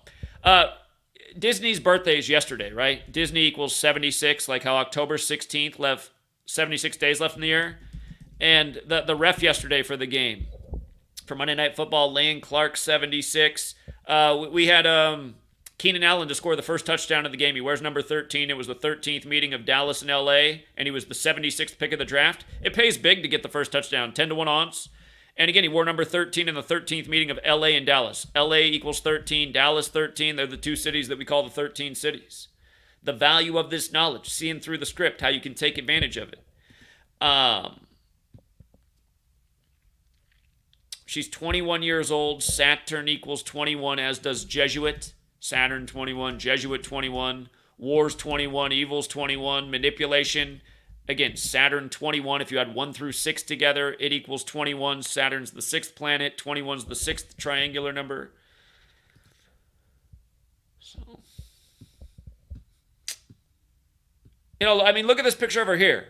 She almost looks like she could be a model with those eyes, right? She could look like she could be a fashion model, Mia Shim. And it's just meant to suck you in all these stories. Women desire big, juicy lips. This girl's got super juicy lips, pretty eyes. It's just first video released. Everything made to pull you into their agenda. And what I hate about this is I watched this happen after 9/11, and I became public enemy number 1 in America for speaking out for the other side of the argument. And I can tell it's going to be a lot the same. It's gross.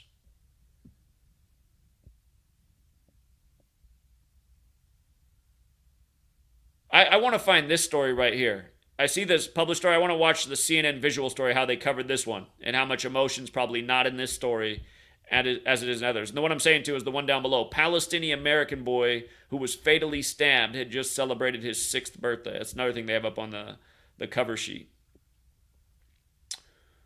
You guys know what's up with tomorrow, October 18th, when Joe Biden arrives in Israel, right? October 18th, 10:18, like Luke 10:18, where Satan comes to earth.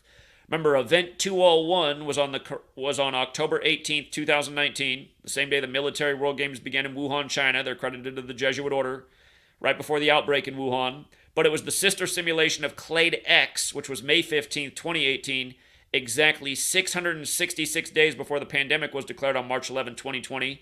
666 goes with Satan. 1018 goes with Satan.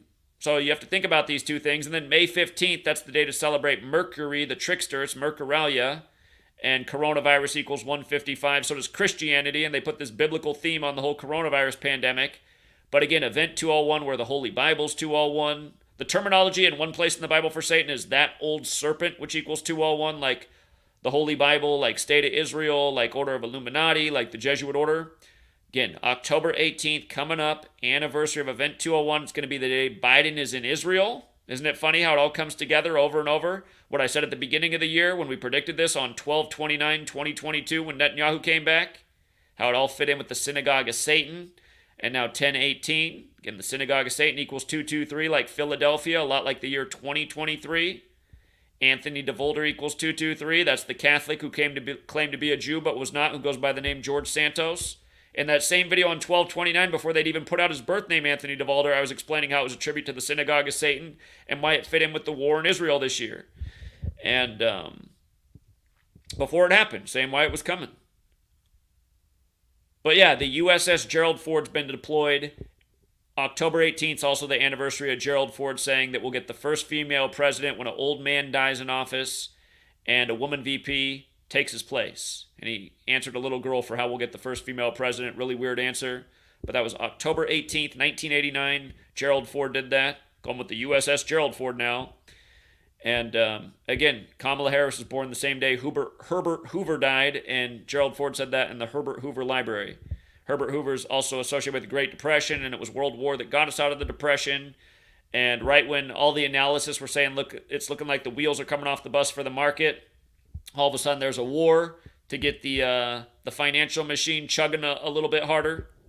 Market jumps up 1,000 points post-war right away. Market was at 33,000 and declining right before the war. Boom, right up to 34. Murder 34, Jewish 34. Remember all the stuff we were documenting that was going on during Passover with 34? If you want to go back and watch those videos. But,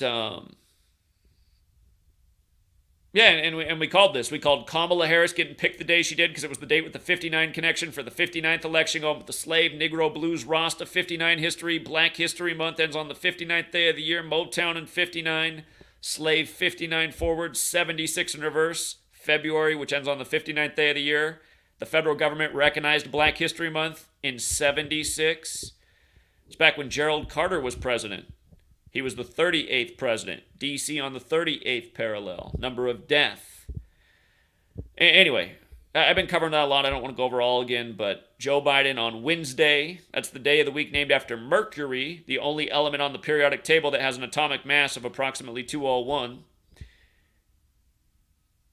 Remember what it has to do with Timothy McVeigh and his bombing of the Oklahoma City building, April 19th, 95, the day in history Ignatius Loyola became the first superior general. Timothy McVeigh, of course, is 201. Arrested in a Mercury. That's what Wednesday's named after. Mercury, the trickster, the deceiver. But again, none of this is hate speech. It's just all facts. Facts shouldn't go down as hate speech. So this is how they were hyping it yesterday. America since 1776 on the day, leaving 76 days left in the year. Walt Disney Day, 100th anniversary, Day Mole, ready to deploy. And then we said, do they do something today to escalate it further? What happens October 18th, the day leaving 74 days left in the year? I suppose October 19th, the day leaving 73 days left in the year, probably matters a lot. Again, we know they're going to keep doing rituals in these days, but these are important days. Because 74 goes with how old Gaza is. 73 goes with how old Netanyahu is, and how in 1973, the Yom Kippur War, David Ben-Gurion dying, Theodore Herzl on 7-3. The 73rd book of the Catholic Bible is Revelation. You know, death, destruction, warfare, end times, what a lot of people who are religiously indoctrinated think is going on right now. The prophecies being fulfilled, when in fact we're being manipulated by psychopaths who keep doing it. They keep drawing up the same play. Revelation 9:11 again. You guys know Revelation 9:11 is where Satan comes from the abyss. We talked about how for just in recent times, CNN for 2 straight days had up the same headline about how the Middle East is on the verge of the abyss, a word used over and over in Revelation. Don't forget the King of England. King Charles is 74 right now, and we all know what they did on his 74th birthday. The killings on Kings Road at the University of Idaho, where they said the killer lived in apartment 201. And then also the University of Virginia killings, the football team, Cavaliers, those who fought for King Charles Cavaliers. Arthur Greenwood, dead in 54. You know what I mean? They Live, released 201 days after Roddy Piper's birthday, where Cable 54 is the enemy of the world. The Jesuit Order 201, Jesuit Order 54. And again, Arthur Greenwood, dead at age 74 in his 75th year of life. Dead on 6/9. He pledged the New World Order. It was him that came out of his mouth pledging it to the Jews. New World Order 69, dead on June 9th. dead at age 74, thus in his 75th year of life. And the New World Order 174 thing, here, let's go back to that one right now. Let's go back to Blinken. See how nice they had it lined up with Blinken. Again, the 71st Secretary of State. Look how perfect it is. From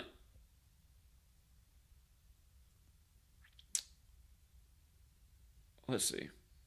From Blinken's birthday, April 16th. Let me see, did I put the screenshot in here? He's born April 16th, 62. From his birthday to the war starting, 174 days. His title is United States Secretary of State 174. Antony John Blinken, 85. October 7th leaves 85 days left in the year. Been a big theme as we've been talking about. And there's even more to it, but again, just a reminder that this isn't hate speech. And it's not to say that, oh, Netanyahu's Jewish and so is Blinken, so all Jews are responsible. It's to say, no, those men are both Jewish and they're both responsible. But the Pope's not Jewish, he's Catholic. He's definitely responsible. Superior General, Catholic, responsible. All these Jesuits I'm always calling out, the majority of them are Catholic. And again, it's not to say all Jews or Catholics are responsible. It's to say the people who are doing this and performing and participating in these rituals and who know that they're part of something that's devious, I mean, they must be. When they're just being moved around ritualistically and they're in this, they're operating in Washington, D.C., and not to mention Netanyahu went to school in the U.S. Netanyahu was used in the first Iraq War, back when Papa Bush was in office, to give testimony that proved to be false about murdered babies. Remember, it was the 12th of October that his office released the supposed 40 dead babies. They just used Article 40 as their justification to raid Israel. But baby, the word baby's 12. They said there were 40 dead babies, and they released one image with a big blur on it.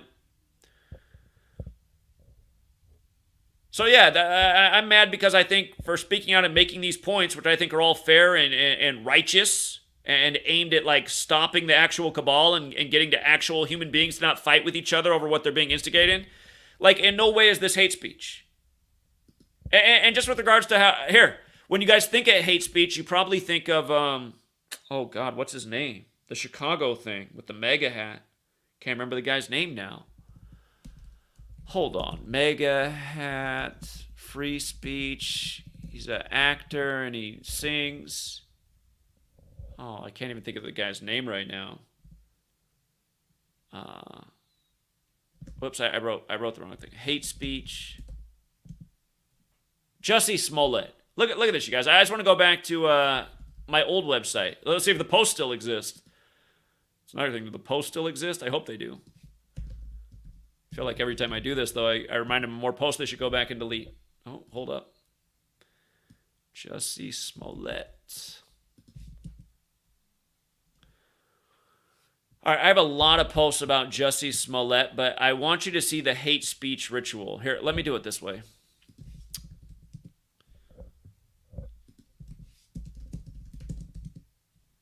Shoot, come on. Well, here, we'll scroll. We won't have to scroll down too far until we find what we're after. Okay. So, Jussie Smollett, grand jury indictment, 16th felony counts for false police report. So this was a headline from March 8th, 2019, and the news about this began on January 22nd. So this was the 46th day of the story. Jussie Smollett, 46, like hate crime, like Smollett, like Chicago where it happened. And I have so many posts, but if you go throughout the time, I noticed there that Smollett, the surname alone, was even 46. There's been so many stories like this over the years where it's like they have a ritual in the news. Here, Dylan Roof, hate 46. Let's see. Dylan Roof. Am I spelling it right? This kid who supposedly shot up the church in Charleston. I have too many posts. I hate how these search engines never sort things right as well as they should. But a million things I've been documenting over the years where they just do these hate crimes and just put 46 all over it. And anyway, it's all there. And I wish I could just say, hey, go back. Once upon a time, there would have been a video up that would have just been like, Dylan Roof, hate speech, 46. Had you searched that in YouTube, the video would have popped right up. You go back and watch what I put up years ago. And then the other videos, the 50 other videos we would have done on hate speech in the news in 46. The point I'm making is they systemically program these phrases and they put it to a numerical code and they keep making news about it by a code. And then you see how much of it's just like contrived crap. Remember Dylan Stormroof? Part of what provoked him is that he was a white supremacist who shot people in a historically black church. And then when the police found him, by the way, on Route 74, and white supremacist equals 74, that part of the story was that they took him to a Burger King because he was hungry. People are like, how gross is that? He does this horrible thing and then the police took him to feed him before he was booked? Like, meanwhile, we're showing the latest story of a black guy who wasn't doing anything and got shot in the back by a white cop. Remember, that's what they were doing in the news at the time. All this stuff to provoke. Every day, news to provoke, news to divide, more psychological operations, more programming. I mean, that's why I've been here every day and been busy every day, because every day there's just more crap to show how it's the same old thing. And we're a lot closer to the cliff, just like I said we would be. Back then I said I'm doing it right now. I've dropped what I'm doing in my life to make a big chunk of my time to speak out, because we're being taken to a very bad place. I don't want to see how much it can get worse in this post-9/11 era where it's nothing but lies and fear and war and BS and, again, huge corporate agendas, huge fascist agendas. If you guys don't follow me on my website, again, that's GematriaEffectNews. Also, I try to post on a lot of the social media places. Get out the word everywhere you can, because you never know where you'll be censored next. But lots of just important updates, calling out trolls and parasites as well. But just, T.O., the former 49er, has his leg busted at age 49. He also played for Dallas, which equals 49, and this news breaks after Dallas's big win on primetime that they needed.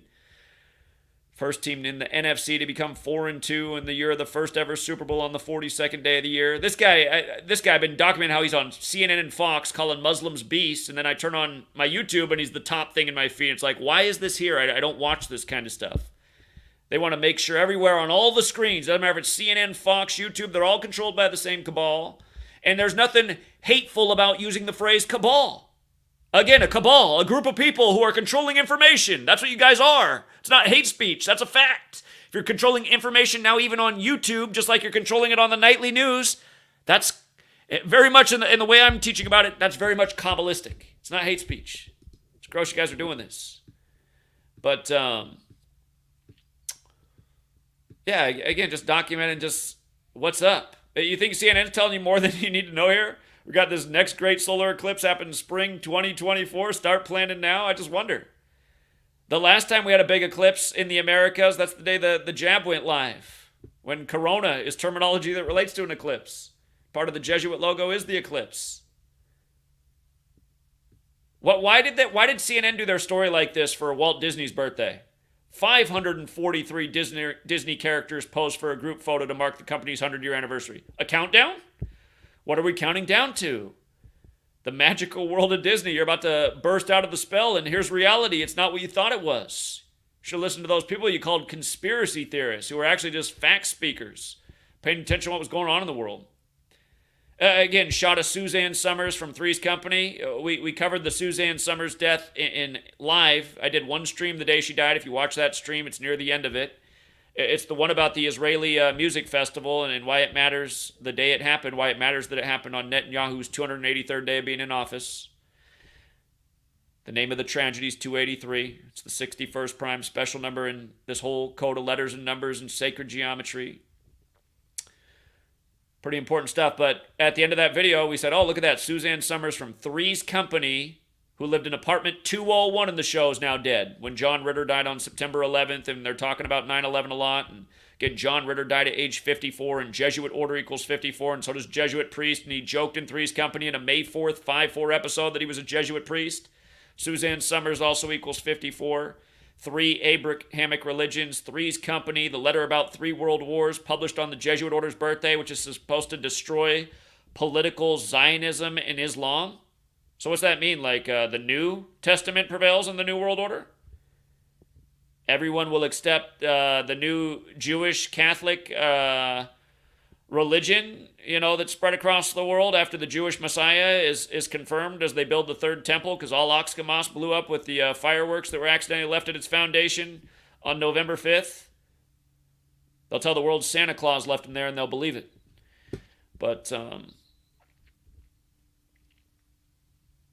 yeah, and Suzanne Summers dead at 76 the day before her birthday. Her birthday is the day leaving 76 days left in the year. Wonder if she ever did any films for Disney. She might have been this year's roaster for the Disney birthday. Thought the Templars were worshiping Baphomet. Well, that's not all they were doing. They were roasting human beings, eating them like Hannibal Lecter. You know The Silence of the Lambs equals 201? That movie about the feds working with serial killers? And again, you had the Bob Lee murder this year, and they had to show you his killer was in apartment 201. Again, the Kings Road killings. He had to live in 201. The professional. The first scene in the movie, he goes into hotel room number 201 and kills everybody.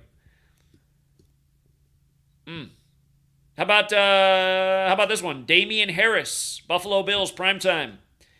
Damian Harris taken off in the Damar Hamlin ambulance. DH.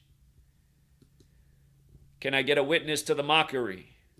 Or am I the wacko? Maybe I'm the wacko documenting this all these years. Showing you what a ritual it was with Damar Hamlin, now Damian Harris. It's so bad. Here, again, this isn't hate speech to show the 75 encoding of this. And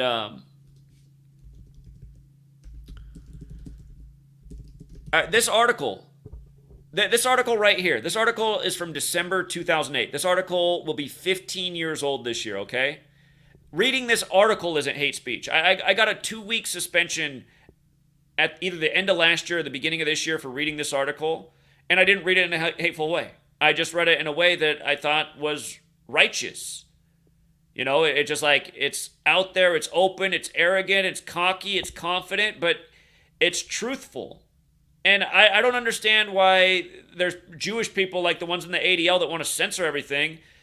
Like, I don't say this in a hateful way, but to me it just makes it look like Jews are like wimpy losers. That's not an anti-Semitic remark. It's just when you're censoring all speech that you find critical of you, but you don't care about any other speech that criticizes any other group, and somehow you have the authority in the world to make that happen, which is happening. Again, that's how is that not like wimpy loserish? I feel like I'm giving you positive criticism so you can fix your place in the world and maybe stop some of the unwarranted hatred that comes towards Jews. Because that's the crazy thing about my predicament. I have to get censored for being supposedly anti-Semitic when I'm not, and then I also have to get attacked by people who claim I'm Jewish and a Mossad and a shill. And again, I could prove to any of those people that I'm not Jewish by simply pulling down my pants. And for anyone who doesn't get that comment, it's because Jews are circumcised, which should tell you what about me? It's like a simple math problem. But yeah, again, if I dare get censored again for reading this, that's bullshit. You're proving my point. There's nothing, this article's written by a Jewish person. Understand that before I even read it. It's written by Joel Stein, who's a proud Jew. 15 years ago. Back when YouTube, you actually searched for something, you found what you were looking for, back when they hadn't really started to censor anything, back when YouTube was a gold mine, Till about 2012, the censorship's just clicked up a notch every year since 2012. Actually, you could say it let off the gas a little since 2017, but it's been really bad. It's just they got so bad in 2017, they backed off a little bit. I couldn't even keep a channel up for 3 days. It got so bad in 2017. Once they started deleting, they just kept deleting. I couldn't keep a channel up for even a week. But here, we're going to read this article. Who Runs Hollywood? Come On, by Joel Stein, December 19th, 2008. Not written with any hate. I have never been so upset by a poll in my life. Only 22% of Americans now believe the movie and television industries are pretty much run by Jews, down from nearly 50% in 1964. The Anti-Defamation League, which released the poll results last month, sees in these numbers a victory against stereotyping. Actually, it just shows how dumb America has gotten. Jews totally run Hollywood. How deeply Jewish is Hollywood? When the studio chiefs took out a full-page ad in the Los Angeles Times a few weeks ago to demand that the Screen Actors Guild settle its contract, the open letter was signed by News Corp President Peter Chernin, Jewish, Paramount Pictures Chairman Brad Gray, Jewish, Walt Disney co-chief Executive Robert Iger, Jewish, who's there for the 100th anniversary, is what's going down in Israel. as it's seemingly all synced up with Disney being Day-Mole and Israel's 75th anniversary. And like I've been saying for years, it looks like a well-oiled machine that was put in place a long time ago by this Kabbalistic code. But anyway, Sony Pictures chairman Michael Linton, surprise Dutch Jew. Warner Bros. Chairman Barry Meyer, Jewish. CBS Corp Chief Executive Leslie Moonves, so Jewish his great uncle was the first Prime Minister of Israel. MGM Chairman Harry Sloan, Jewish, and NBC Universal Chief Executive Jeff Zucker, mega Jewish. If either of the Weinstein brothers had signed, and it's funny, or never mind, I almost confused them with the Wachowskis and now the sisters. Weinstein brothers had signed, this group would have not only the power to shut down all film production, but to form a minyan with enough Fiji water on hand to fill a mikveh. And again, I'm not Jewish, so I actually don't get that joke, but I'm sure Jewish people do. The person they were yelling at in that ad was SAG President Alan Rosenberg. Take a guess. For people who don't get it, he's Jewish. The scathing rebuttal to the ad was written by entertainment super agent Ari Emanuel, Jew with Israeli parents, on the Huffington Post, which is owned by Ariana Huffington, not Jewish and has never worked in Hollywood. The Jews are so dominant, I had to scour the trades to come up with 6 Gentiles, a Gentile's a non-Jew, in high positions at entertainment companies. When I called them to talk about their incredible advancement, 5 of them refused to talk to me, apparently out of fear of insulting Jews. And he's making the point, like, they want to keep their position. And if they offend, they might lose that position. The 6th, AMC president Charlie Collier turned out to be Jewish. So he thought there were 6, but actually there were only 5, and those 5 wouldn't speak. As a proud Jew, I want America to know about our accomplishment. Yes, we control Hollywood. Without us, you'd be flipping between the 700 Club and Davy and Goliath on TV all day. And you know what? It's a dig at Christianity, and I don't think it should be censored. I think it's funny, you know? Again, why can't people just have a sense of humor about things? Like, where's actual, real humility? You know, why can't Jewish, Jews and Christians be friends and make fun of, like, the stupid things about their religion? They might actually think about what they believe in. People just, it's the butthurt people, it's the sore people that are the problem, you know? It's like, get a sense of humor. You know, think about what the other person's saying. Oh, that hurt your feelings? Well, you know, don't be so sensitive. It goes on. So I've taken it upon myself to reconvince America that Jews run Hollywood by launching a public relations campaign because that's what we do best. Interesting about the public relations. How about the one going right now for Israel? Gaza, those are statistics. Every Israeli, that's, you know, we're going to bring on a witness and tell you about how sad it is and how much you support whatever military effort we've got to put in there for Israel. We might have to go in there and invade Gaza where almost everyone's a woman and child. Drop some bombs on them. Because Hamas, which is clearly intelligence, like I'm exposing how corrupt these governments are that need to be exposed that do this. Because these are psychopaths. They want genocide, you guys. Isn't it obvious? They don't care that they're killing women and children. They look at these people as less than them. You know, I can't relate. I can't even hardly step on insects. I always want to put the insects outside. Some of you might have trouble believing that because of the things I rant about. You guys, I rant the way I rant to make a point. Why would someone be so mad to say the things that Zachary K. Hubbard says on stream when he's talking about how people just deserve to be wiped off the face of the earth like it's a lyric in a Tool album, you know? But anyway, coming back to this. So I've taken it upon myself to reconvince America that Jews run Hollywood by launching a public relations campaign because that's what we do best. I'm weighing several slogans, including Hollywood, more Jewish than ever. Hollywood, from the people who brought you the Bible. And again, they did. It's just like, if you listen to some Jewish rabbis, it's funny listening to them complain about the New Testament. Because certain Christians really hate on Jews. He's like, listen, I mean, like, these people are crazy. They have some book glued onto the back of ours, and then they hate us even though they're trying to copy our style. These people are like plagiarists, you know? But that's the kind of stuff that creates divisiveness. But at the same time, it's like, well, put yourself in his shoes and think about why he's saying what he's saying. I bet he wouldn't be saying that if he hadn't Christians come bark up his door about what a shitbag Jew he is. Just like, how many times have I been called a shitbag Jew? I'm not even Jewish. And you start getting enough shitbag Jew comments, you start just saying nasty things back at who's saying it. And again, I have often made the point that a lot of these people are supposed Christians who don't know anything about Christianity, and they're people who also are like a call for an uprising and Russian vids who you don't know their face or name, and seem to just be on here contributing to the world division and gatekeeping information. Two guys who you don't know who they are, who claim to be Christians, who've dedicated a lot of their time to slandering my name. And why? My knowledge is actually helpful. What a call for an uprising ever teach anybody? You know? Masonic checkerboard flooring, whoop-de-doo, everyone knows that. Russian vids, the earth is flat, and Bill Gates is Bill Hicks. Not to diss the name Bill Hicks. Bill Hicks, who was a funny person ahead of his time, who had some enlightening comedy to get people to think about the world. Supposedly Bill Hicks is Alex Jones. I don't think they are. Yeah, you can find some images where they look similar, and you can find some images where they look totally different. Plus, Bill Hicks is about 4 inches taller than Alex Jones. He was 6 foot something. Alex Jones is a short guy. Relatively short for American standards. He'd be tall in Burma. In Burma, everyone's 5'2". It's funny. It's like, how did we get to be so different in the world? How come everyone in Burma is like 5'2"? Except for the Burmese UFC fighter that they call the Python. He's big. Anyway.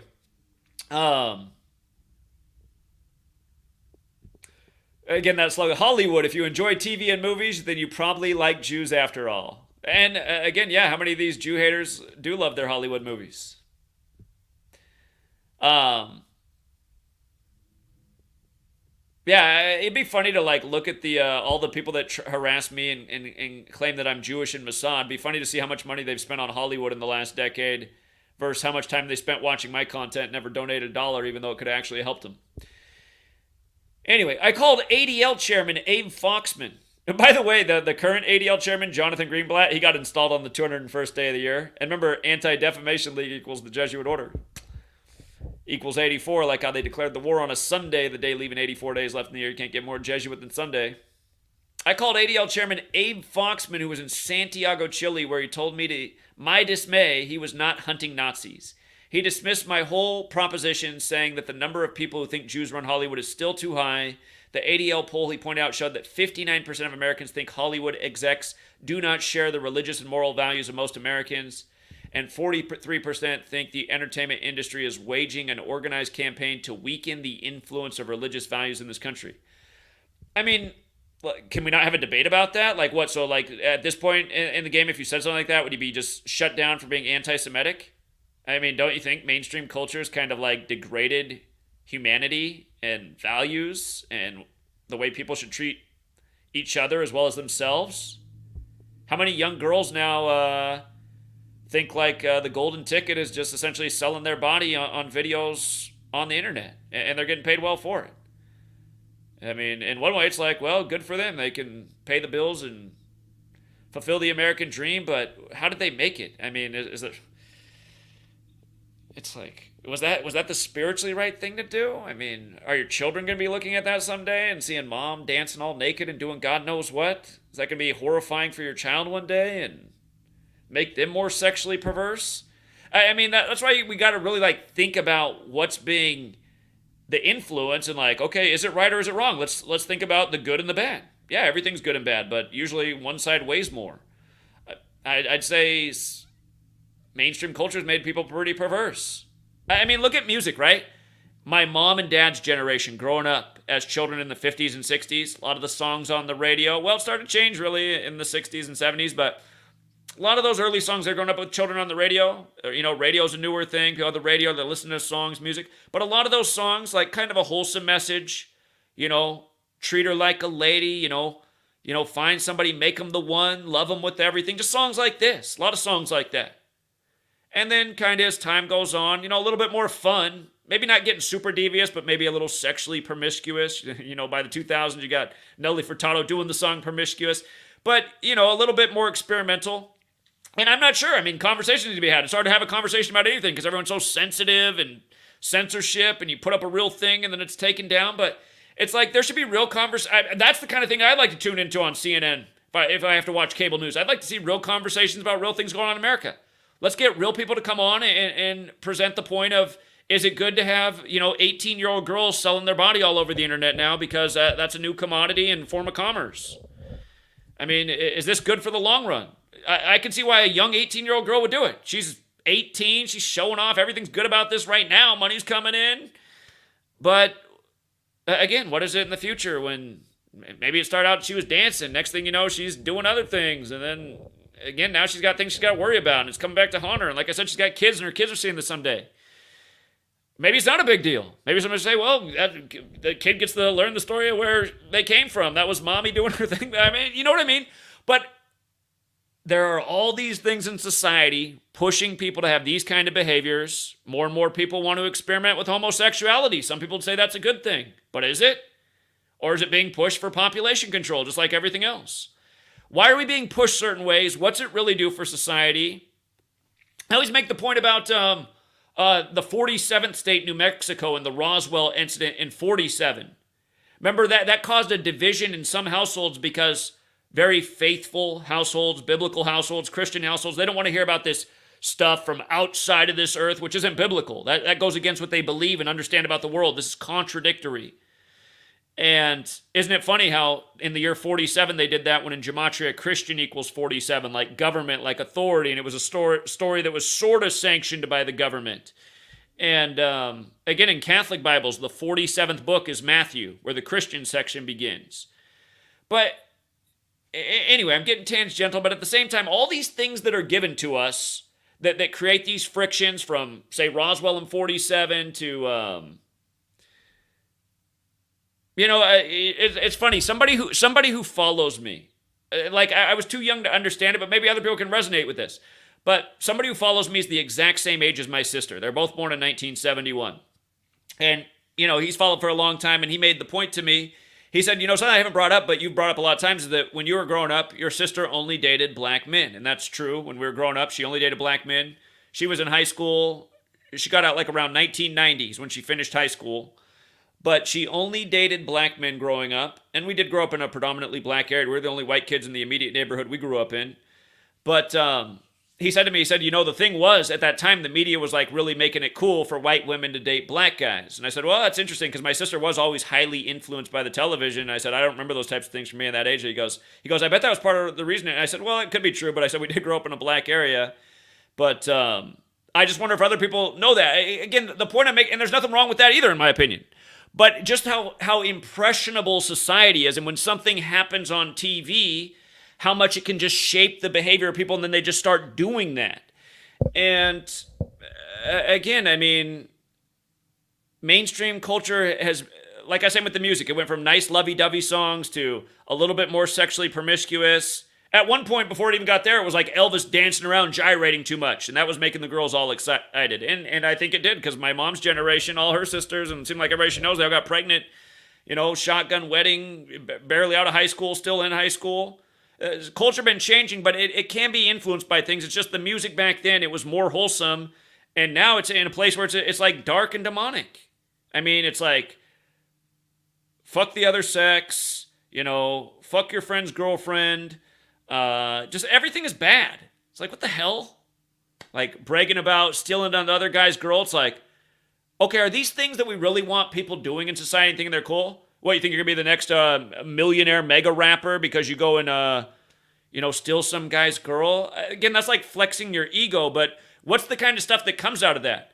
When you go and purposefully cheat on somebody else's relationship, what comes out of that? There's like negative emotions that come out of that. Sometimes people kill each other over that.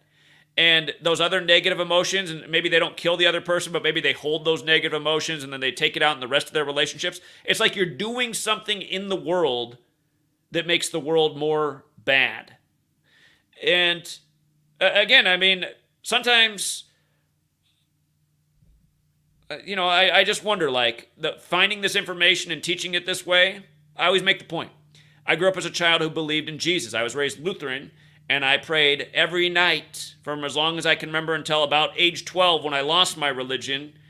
And I was always praying for Jesus to help the world in all the ways that I saw all the problems and to help me help the world. I want to help the world. I was praying for that. Give me something so I can do something more. And,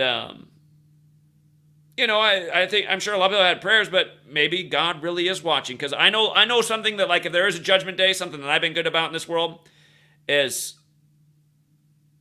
I always respected like boundaries and lines and tried not to do anything sexual with anybody that I thought might hurt or cross someone else, because I know how important those emotions can be. And again, growing up, you get a lot of opportunities.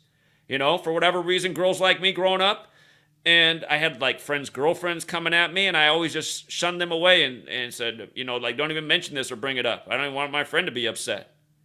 I had girls accuse me of being gay for like pushing them away for these situations. And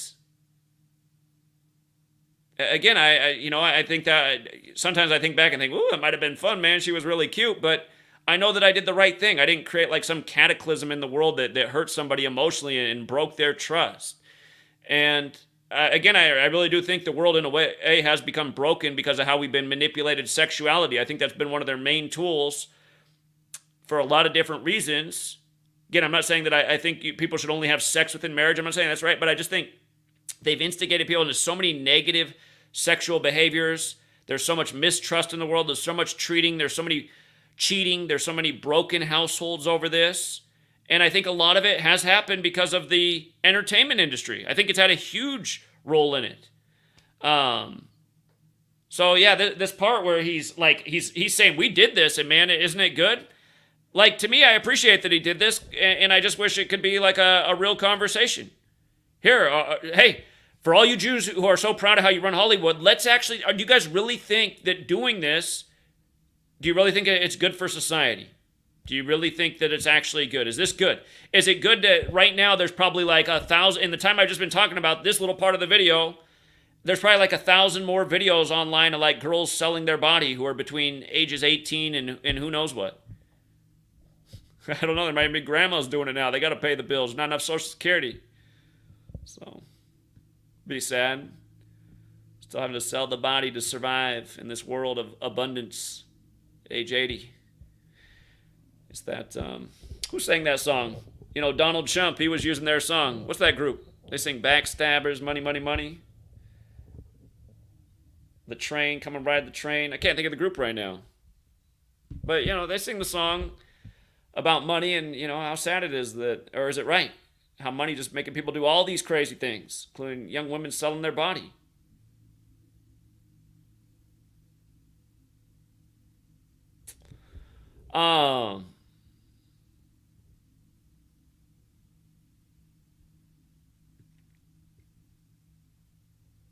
I want to get back to reading the rest of this article. We got to finish it. Okay, so we were talking about how, you know, how Hollywood could be negatively influencing the values of the country. I think, yeah, I think definitely. But then he goes on, that's a sinister canard, Foxman said. It means they think Jews meet at Cantor's Deli on Friday mornings to decide what's best for Jews. Foxman's argument made me rethink. I have to eat at Cantor's more often. This guy with all the jokes. And that's the thing, I mean, you got to give Jews credit. They have proven to be funny. That is kind of why they rule the world of entertainment. And they claim to have a higher intellect, and technically comedians tend to be more intelligent people. So that's why it's like, but let's have a fair conversation about it. Let's acknowledge the good and the bad, and maybe we can get a consensus within the Jews who run Hollywood, as he writes about, to maybe not poison the well so much. You know, but at the same time, it seems that that's what people want to watch. And I think the reason people always want to watch murder and death and violence and sex and all the things that get big ratings, like every Martin Scorsese movie, is because in some way, like, our actual lives were neglected of elements of those things, which I think are part of the human experience. Like, maybe life's not as violent as it should be in the natural world, where you're more out in the elements and you have to contend with predators. Might just be part of the human experience. It's like hardwired into us. But now we live in this world of comfort and convenience, so they got to pacify us with nonstop entertainment. It's like, it makes it feel like it's part of our existence. Or is it that they're just trying to dehumanize us to violence, so that when, you know, the chickens finally come home to roost, it's like you were prepared for it. Maybe it's some kind of, I mean, debate about these things too, but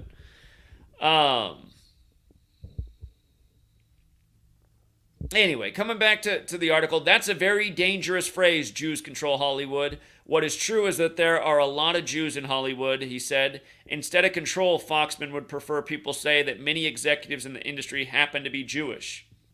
As in, all 8 major film studios are run by men who happen to be Jewish.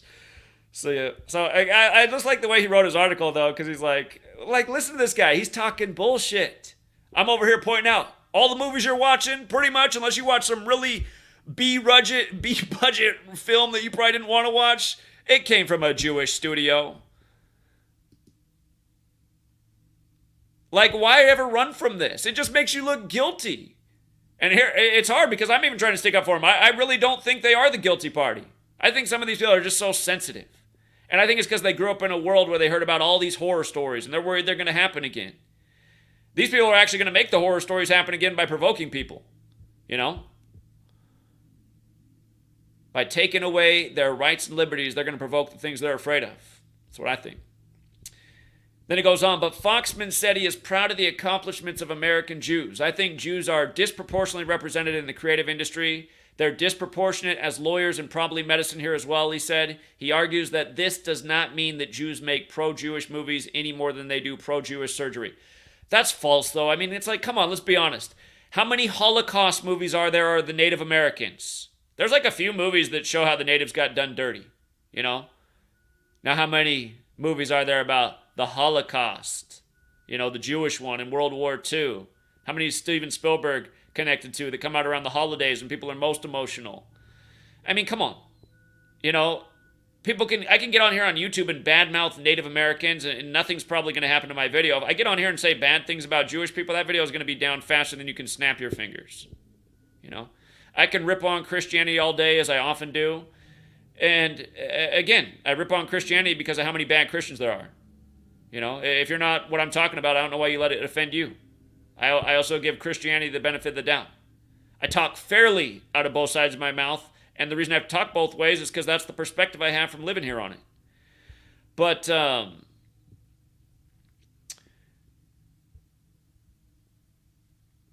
he then goes on, though other countries I've noticed aren't so big on circumcision. And again, he's talking about America, where almost everybody's circumcised. So that would be the thing, too. If somebody was circumcised, you couldn't say that they were Jewish. But if somebody's not circumcised, you can definitely say they're not Jewish because you need to be Jewish, or you need to be circumcised to be Jewish. And again, that's my proof that I'm not. Someday we're ever going through like the next Holocaust and they've targeted the Jews again, those Jesuits. And they're like, this one's a Jew. I'll be like, hold on, let me take off my pants. Not because I'm gay. But then I'd feel bad. I'd feel bad. I'd be like, damn, this is weird, man. These Jews are getting killed around me in the new Holocaust. And I just got to save my life because I'm not cut. And I just wonder, like, had the world been different if, like, the Jews at Google and YouTube that were Jewish who censored my work for the ADL, I just wonder if, like, I could have saved these Jews, had these certain Jews at Google who were in the positions to censor, had they not done what they did.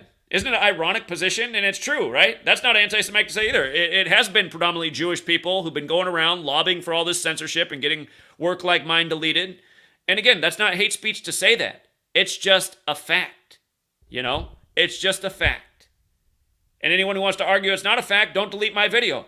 Upload your counter video addressed to Zachary K. Hubbard about why it's not a fact. Where am I tripping about all the Jews in high places that are tearing down the First and Second Amendment and advocating for it? And again, that's not all Jews' fault. I'm not blaming all Jews. I'm just saying that why is it so predominantly Jewish? Just like why is Hollywood so predominantly Jewish? And why are there these fair arguments to say, well, it looks like a lot of things they're doing are not good for society? Undermining what America's about? There's no way you're going to get an argument from me that's good for society. Putting all this stuff out there about, being a gangster and drug dealer and, being like evil sexually. I mean, that's like what a lot of this stuff promotes.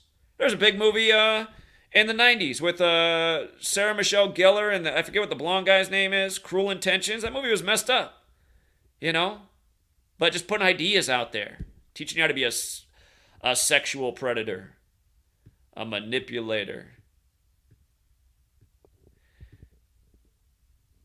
Yeah, I know for most of my life, man, I mean, just like everybody, I made mistakes, but I made a lot of righteous choices, and I don't appreciate being called a hate speaker and getting censored all the time because of some bullshit. Like again, putting out notes in how because of who controls the league, how they could be coding 112 for Zionism and Judaism in the Eagles beating the Jets, which did work out in light of the Balfour Declaration and everything I've been talking about for a decade. Again, if you guys got here late, I got in trouble on my payment support thing for my weekly football notes, and there was no hate intended, just the numeric, just like I teach about every week, how the games are rigged, how they pay tribute to history, how the language matters, how the numbers matter. Again, saw something and why the Eagles might the Jets might very well upset the Eagles, based on the Balfour Declaration and Gematria, and a pattern I've talked about a million times. Again, Catholicism equals 112. The Jesuits operate in 112 countries. The Jesuits are a Catholic and Jewish alliance. Judaism equals 112 like Catholicism. So does Zionist. They're all 112, like 1 in 12, what the Jets became versus the Eagles. At this time with war breaking out in Israel that was drawn up in the Balfour Declaration on November 2nd, 112, when the NFL just had the ritual on Columbus Day with the quarterbacks that have the November 2nd birthdays. Again, I talked about it earlier, but if you got here late, that's what provoked the title of this stream. Just how hate speech has been costing me in so many ways from my work achieving what its purpose is. I mean, 10 years of working my ass off and losing like the momentum over and over with complete deletions and censorship, and then finally get a book out there that's well appreciated, and right when it starts to make money, it's taken down because that day I had a viral video that showed about this Kabbalistic code and how it was being used to provoke the Abrahamic religions with the Idza March Mosque or Christ Church shootings. I mean, think about it, you guys. Christ Church, a white supremacist Christian attacking Muslims. I mean, and I'm taken down for hate speech. I'm trying to diffuse the situation and see how we're getting set up by these authorities who do this by this code when we'd predicted that in advance, and then my big punishment is getting financially cut off at the time. And it could happen again, and you know, I'll survive if that happens. I've imagined that this day will eventually come, and I've imagined it'd be at a time like this when my message is most crucial, because that's when it's always been deleted. Whenever I'm speaking the most truth at the most crucial moment, when some people are starting to look into things, that's always when I'm getting censored the most. And notice, at this time, as this is happening, Sweet Lady's getting harassed at her work by people pretending to be authorities, saying that they're trying to track down me for arrest, panicking her at work. You know? And then all you guys who leave comments like, Zach, just leave out the drama and all this stuff. All we need is all of you guys who are real people who leave comments like that, I'm going to continue to do videos the way I want to do them and share the story. I want people to understand why I wish you all would do more while the message is still out there. You know? People are complaining about me just airing out the stuff I got to deal with every day. I mean, it's annoying. And to hardly have any of the support in the world that this work should deserve. Yeah, deserves a big word, but this work deserves it. Accurately forecasting the future, calling things out in spades, helping people out, you know, trying to gather people on important dates. I mean, there just should have been way more people participating. Here, this is the way I'll close out. There's two ways that this is going to go on, and it's going to go on for some period of time. And one path is the one a lot of you guys are really hoping on and banking on. One is it's going to be like Ukraine, where we just keep hearing the stories and the tragedies, and they take away these rights and liberties and ask for this and this more money and blah, blah, blah, and it's just going to keep going on like that, and it doesn't really have any impact on our life other than the psychological toll and how you hear about more of your tax money's being extorted for these reasons. That's one path it could go, or it could go a lot more severe. It could be a lot like that, but it could be like it is World War, and before where you read about it being in the Asias, in Europe, in Africa, in Russia, in the Middle East, all these places, now it's here. It's at your doorstep. And it got there because people didn't stop what needed to be stopped in its tracks, like I've said a million times. And you know what else is sad? Let me show you something else that's sad. My most popular video on my channel, is, well, in the video section, because now you have video shorts live. In the video section, it's the Will Smith slap, and R.I.P. to Sidney Poitier, who that was all about, and sadly we predicted why he would die at age 94, right before those 94th Oscars, which happened. His first film, first black actor to win Best Actor for Lilies of the Field, about a man who saves nuns in the Arizona desert, Roman Catholic Church 94-minute film. At the 94th Oscars, this happens right after Sidney Poitier's death at 94. Okay, that's the most viewed video, sadly. There's there's nearly 1,000 videos on this channel now, and that one probably ranks in the bottom 100 in terms of importance. Everything I put out is important, but nowhere near as important as most of the things we're talking about. And then the most popular live stream, is the Damar Hamlin ritual. I mean, come on, man. The Super Bowl, Kevin Samuels, and for those of you guys who weren't here in the past, I used to be able to get a lot of views. Only 2 times. I've probably made over 10,000 videos in the last decade. Only 2 times have I eclipsed 1 million views, but I've eclipsed 500,000 hundreds of times. It's just I haven't gotten any views on any of these new channels in recent years now with where the algorithm is or whatever it shows you for stats. And who knows if these views are real, but the point I'm making is the most viewed videos are just like the most stupid videos. The Damar Hamlin claps, the Super Bowl, Kevin Samuels, R.I.P., but really not that important. Will Smith slap again, Taylor Hawkins' death. Live at the Staples Center is a 8.5-hour stream. That's why it got so many views. If you guys didn't miss that, or if you guys did miss that, we were down in L.A. educating about why Kobe died at 41 on the Pope's 41st day of his age while traveling from Catholic Mass, and live streaming in Buffalo. Or maybe, I don't know, I went to Buffalo 2 times since the top shooting to talk about it. I don't know if that's one of the live streams or a video I did from here. But, again, I mean, just so many videos and just things that actually matter, just not a lot of views. So, thank you to the people who do hit the like and the share and help get the word out there as much as possible. But, yeah.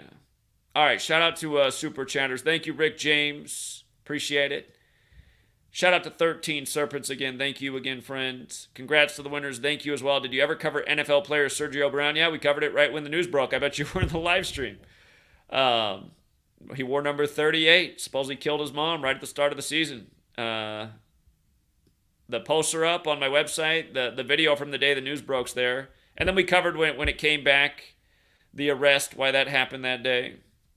Mr. Scott says, Zach, I have tried to speak out about hip-hop, but I get heavily attacked by my own people for criticizing the music. It's like heavy mind control. And, hey, it absolutely is, right? It's just like you try to criticize things that need criticism, and a lot of Americans will just chew you apart. How dare you question 9/11? How dare you question hip-hop music? Don't you know that's our people's music? That's our legacy. It's like, yeah, but what happened from, Grandmaster Flash and the Furious Five and The Message? You guys know that song, right? I mean, it's like a song about why you stay out of trouble and you don't become a gangbanger or a drug addict. And then it's like a decade later, it's the exact opposite. But that's where hip-hop music started. It's like we wouldn't be criticizing hip-hop if it stayed right there. It's cool. It's got a good message. It's fun to listen to. Nobody's criticizing that. We're saying, man, how come it got so wicked? So, I don't know, you can try saying it that way and see what happens.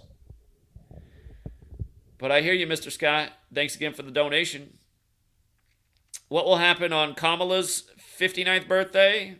I don't know, but I think, like I said, I saw Joe Biden exiting office sometime after Kamala turned 59. I predicted more towards June of next year, but it could be sooner. So, again, 59th election, renegade equals 59, like slave, Negro, blues, Rasta. That was Obama's Secret Service name. Kamala in the 59th election, same formula as Obama, one-term senator, and then boom, in the White House. Isn't it funny how Joe Biden was with Obama, and now Joe Biden's with Kamala? Can't see the script. Remember how in the first debate for the Democrats, those two made all the headlines for arguing about busing? Back then, Kamala seemed so sharp, but then when she got in the Oval Office, all of a sudden she was like a mentally handicapped. What happened? They do a lobotomy on her? What's going on? What goes on when you get in these high places? We don't even know. Is it an act? Is it theater? Is it mockery? Jewish mysticism equals 201. I've always known that one, like the Holy Bible. Mother chapter 201. I got to look into where mother chapter matters. Interesting. Thank you, Gematria Sense. And then Mr. Scott with another one. In Christianity, you're forced to believe or you go to the underworld. Most of the pastors are Masonic puppets anyways. Watchmen of the community. that reminds me, when I was in Buffalo after the top shooting on Israel's 74th birthday, teaching about gematria and what it had to do with killing, and it being on Jefferson Street where Thomas Jefferson died on 7/4, like 74, like how 3 of the first 5 presidents died on that day. I had a minister come up to me, and he was dressed real nice, and I said, he was getting interviewed by news media as a minister in the community, and again, that was an interesting experience for me because Sandra Bland's mom, remember Sandy Bland was found hung in the Texas jail, she was there, and she came up and greeted me and recognized me and said thanks for sticking up for her daughter. She like literally recognized me and remembered my work. And then I guess I chickened out about one thing. She was there with like HBO and I forget who her bodyguards were. I think they were, I forget, but they invited me to a meeting that night at an undisclosed location. Later that night, they sent me an email with where I could meet them, and I didn't go to it. I thought, she's doing a documentary with HBO. I said, I don't know. It's cool that she recognized me, but I just feel like, I guess that's the level of paranoia. Maybe it would have been a big break, but I was just like, I don't know, man. I'm in a strange city, and yeah, she's with HBO. I think I'm going to skip the meeting, and I did. And sometimes I wonder if I should have gone to it, but that happened, and then the guy who was the son of the victim from Charleston church shooting, he came up and tried to blow up my thing, but then later him and I did a live stream, and then later he asked me to take it down. So he offered to pay me money to take it down, and I just took it down for him. I didn't take any money. I don't want any of your blood money. He was paid like $8 million for the death of his mother and lives in a mansion now. And now essentially, just toes the party line and goes against why we need to do something about guns. Pays big to become part of the agenda, even if your mom got offed by the code. And if you guys remember, if you saw that, Chris Singleton was his name. Again, we did a stream and I taught him all about 74 and killing and how important it is and how it keeps happening. And now look at Gaza while it's 74 years old. You know what I mean? Getting some of the worst of it in a long time. Somebody who's a phony who pretended to hang around this community, they put up a video this morning saying there's nothing different going in Israel, nothing going on different in Israel right now than what's always been going on. It's the worst since 2014, and 2014 was the worst in a while, and it can get a lot worse than it is now. So it's just, you should be ashamed of yourself putting up videos and trying to get people to just not even think about what's going on over there. Again, these things all need to be stopped in their tracks and exposed. But the point I'm making is in Buffalo, I had a guy who was on the news, and then he came over and talked to me because he heard about what somebody thought was interesting, and he's like, this is interesting. He's like, how do you even figure this out? And I said, well, I knew there was something about numbers in this nation, and I started to notice certain recurring numbers, like 74, like I'm talking about, and like how even like the World Trade Centers were on the 74th meridian, and the Ides of March. He's like, that's really interesting. I was like, now since you think this is interesting, I said, do you feel like people should look into this more? He said, I think so. I think there's something going on here. And I said, now, would you share something like this at your church? And then he laughed. He's like, I don't know if I'm ready to do that yet. And I was like, well, why not? He's like, well, you don't know how people are going to react. And then I was like, see, the way he's thinking is he's got a business right now, right? He's got the church. He gets recognition on the TV. He doesn't want to put anything out there that's going to conflict with the message and mess with the collection plate. It's just like the gentlemen who were out there every day with me in Buffalo when I was out there. They said, look, the only people who have money in this community are the pastors, man. That's why we call them Pastor Biscuit. They just soak up all the wealth in this community. But I just remember he was dressed in such a nice suit, and he actually approached me and asked questions, and we had a nice conversation, but then he's like, I don't want to mess with what I got going. It's like, so that's what serving the Lord is, right? You got to make sure nothing messes with the good business flow and the reputation you have right now. And then there was also a news segment where they had a church group out there. It was an all-white church group. It was like the only white group of white people that came out because where the Tops is a predominantly black neighborhood. But they're all in front of the cameras and talking a nice game. And while they still had their group there, they had a mic too. And I asked them when they were done speaking, I said, hey, would it be possible to talk to your group about, I traveled all the way out here from Washington State, and I'm educating about this pattern of 74 and death and destruction and how it has a spiritual connection. I said, do you think, and the minister he thought about for me was like, I don't think we want to talk about that. And I was just like, see, this is why I don't resonate with religious people, because I can see that they're spiritually void. They can't resonate with what's real and truthful. They're just about like doing and going through the motions and staying in their lane. And it's just like all those supposed religious people that attack me. It's like, I know that anyone who has to who thinks their spiritualness is greater than mine, I can tell that those are just like spiritually void people. It's like, sorry, you're not greater and holier than thou. Like, are you the one out here dedicating your life and teaching this knowledge and put out something that could actually change the world? No, to actually give you the reality situation. You're here watching my video and talking shit about me because I don't have the same spiritual belief as you. That's not spiritual. That's someone who's all about their ego and caught up in something that's silly and ridiculous. Congrats to the winners. I imagine you're talking about the 104-year-old skydiver. I don't know if we have another 104 story, but we had the 104-year-old skydiver that was viral on 10/4, the day of the emergency alert, right before everything popped off in Jerusalem, which equals 104 and 58, like we're in the 104th NFL season, ended with Super Bowl 58, and they're literally syncing up this NFL season with what's going on, which is what I wrote about, which is why I'm now being accused of hate speech. Oh my goodness. Victor Wembanyama from France, the land of the Jesuits and the Scottish Rite. Yeah, he's got interesting numbers. Numbers for basketball, the church, the history of the first March Madness being the Catholic school over the Jesuit school, Villanova over Georgetown, R.I.P. John Thompson, and how they did him dirty on a Sunday. Thank you, Christopher Cooper, for the super sticker. And shout out to Rob. Rob, you didn't have to do anything for me. You know, I got the pleasure of eating a meal with Rob, and Rob let me crash at his house on the way to New York. From Seattle to New York, the only person's house I crashed at ever the whole time was Rob. Shout out to Rob. And hope your father's gaining further in his recovery. Thank you again, Rob. He says, I got your back forever, Zach. You were always super genuine in person, and not many others can say that. I appreciate that. And yeah, anyway, always lots to do, but just wanted to take a break and address this topic of hate speech. And what'll be extra annoying, you guys, is if the next thing I know is the video struck and taken down for hate speech, and I got a suspension, and right now I streamed on all 3 of the channels I have. It'd be funny if they're all suspended, but again, people need to wake up.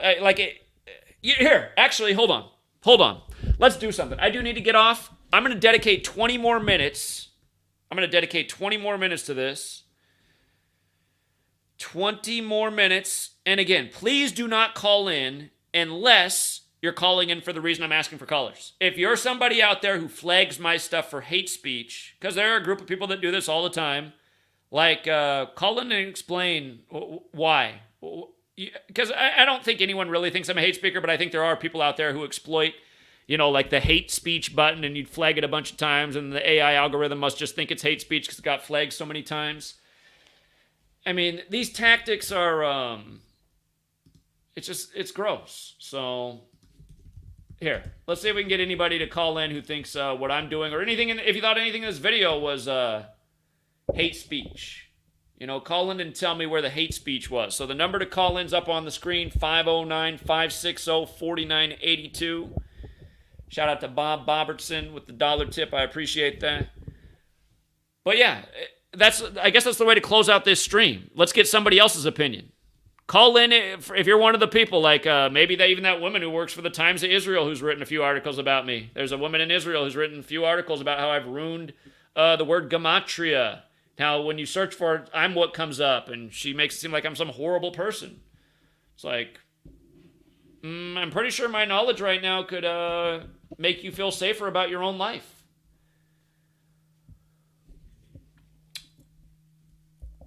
All right, no caller ID. Okay, no caller ID. No caller ID. So I imagine you're one of the people who thinks I'm a hate speaker, so please do share. No caller ID? Hello? Hello? No caller ID. Okay, this is the other tactic, right? Just call in and hog up the line. Just call in and hog up the line and say nothing. All right, let's see if we can get a caller here. I got so many people that are actively trolling all the time. Like a guy put up a video about how I was wrong about the football game last night. Well, let's see. I was right about both baseball games, and I said Keenan Allen should score the first touchdown, which paid 10-1. So let's ignore Zach being right about both baseball games and hitting on 10-1 Keenan Allen, and let's say that he was wrong about the outcome of the game, which I said I wouldn't be surprised if I was wrong. But again, these are the kind of people that just hang around all the time, just trying to make me look bad, slander, and then I always give them the time of day to call in and explain themselves, and the best they can do is usually call in and burp or just sit in silence. No caller ID. What's going on, no caller ID?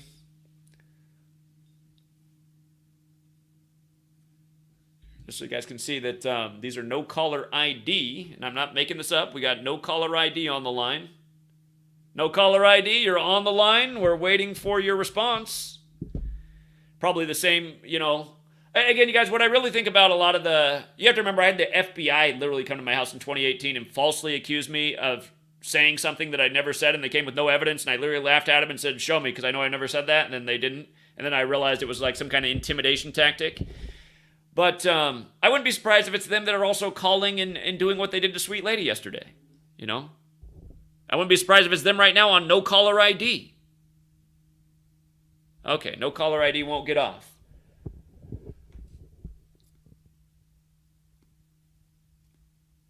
But yeah, maybe again, we just don't have any real people that think I'm a real hate speaker, but we have people in the world who are cowardly and hide themselves and manipulate things on the internet because they just don't like free speech.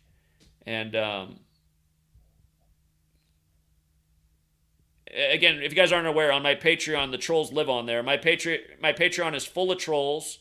And why is my Patreon full of trolls? Because people want to disrupt everything we're trying to do. We're trying to build community, share information, work together.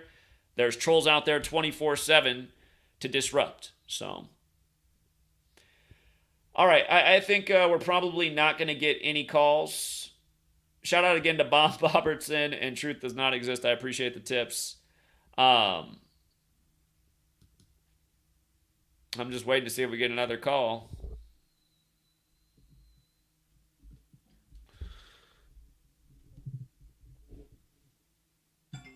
Oh, here we go. No caller ID one more time, just in case. If not, we'll just wrap it up. No caller ID. You're on to explain how I'm a hate speaker.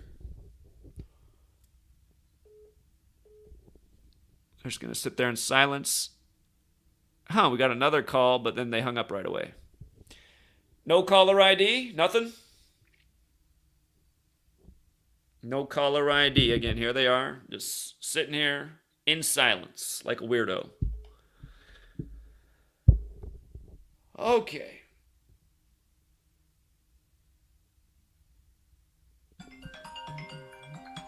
Try one more time. We'd like to hear an argument from the other side. 470, an area code. 470, you're on.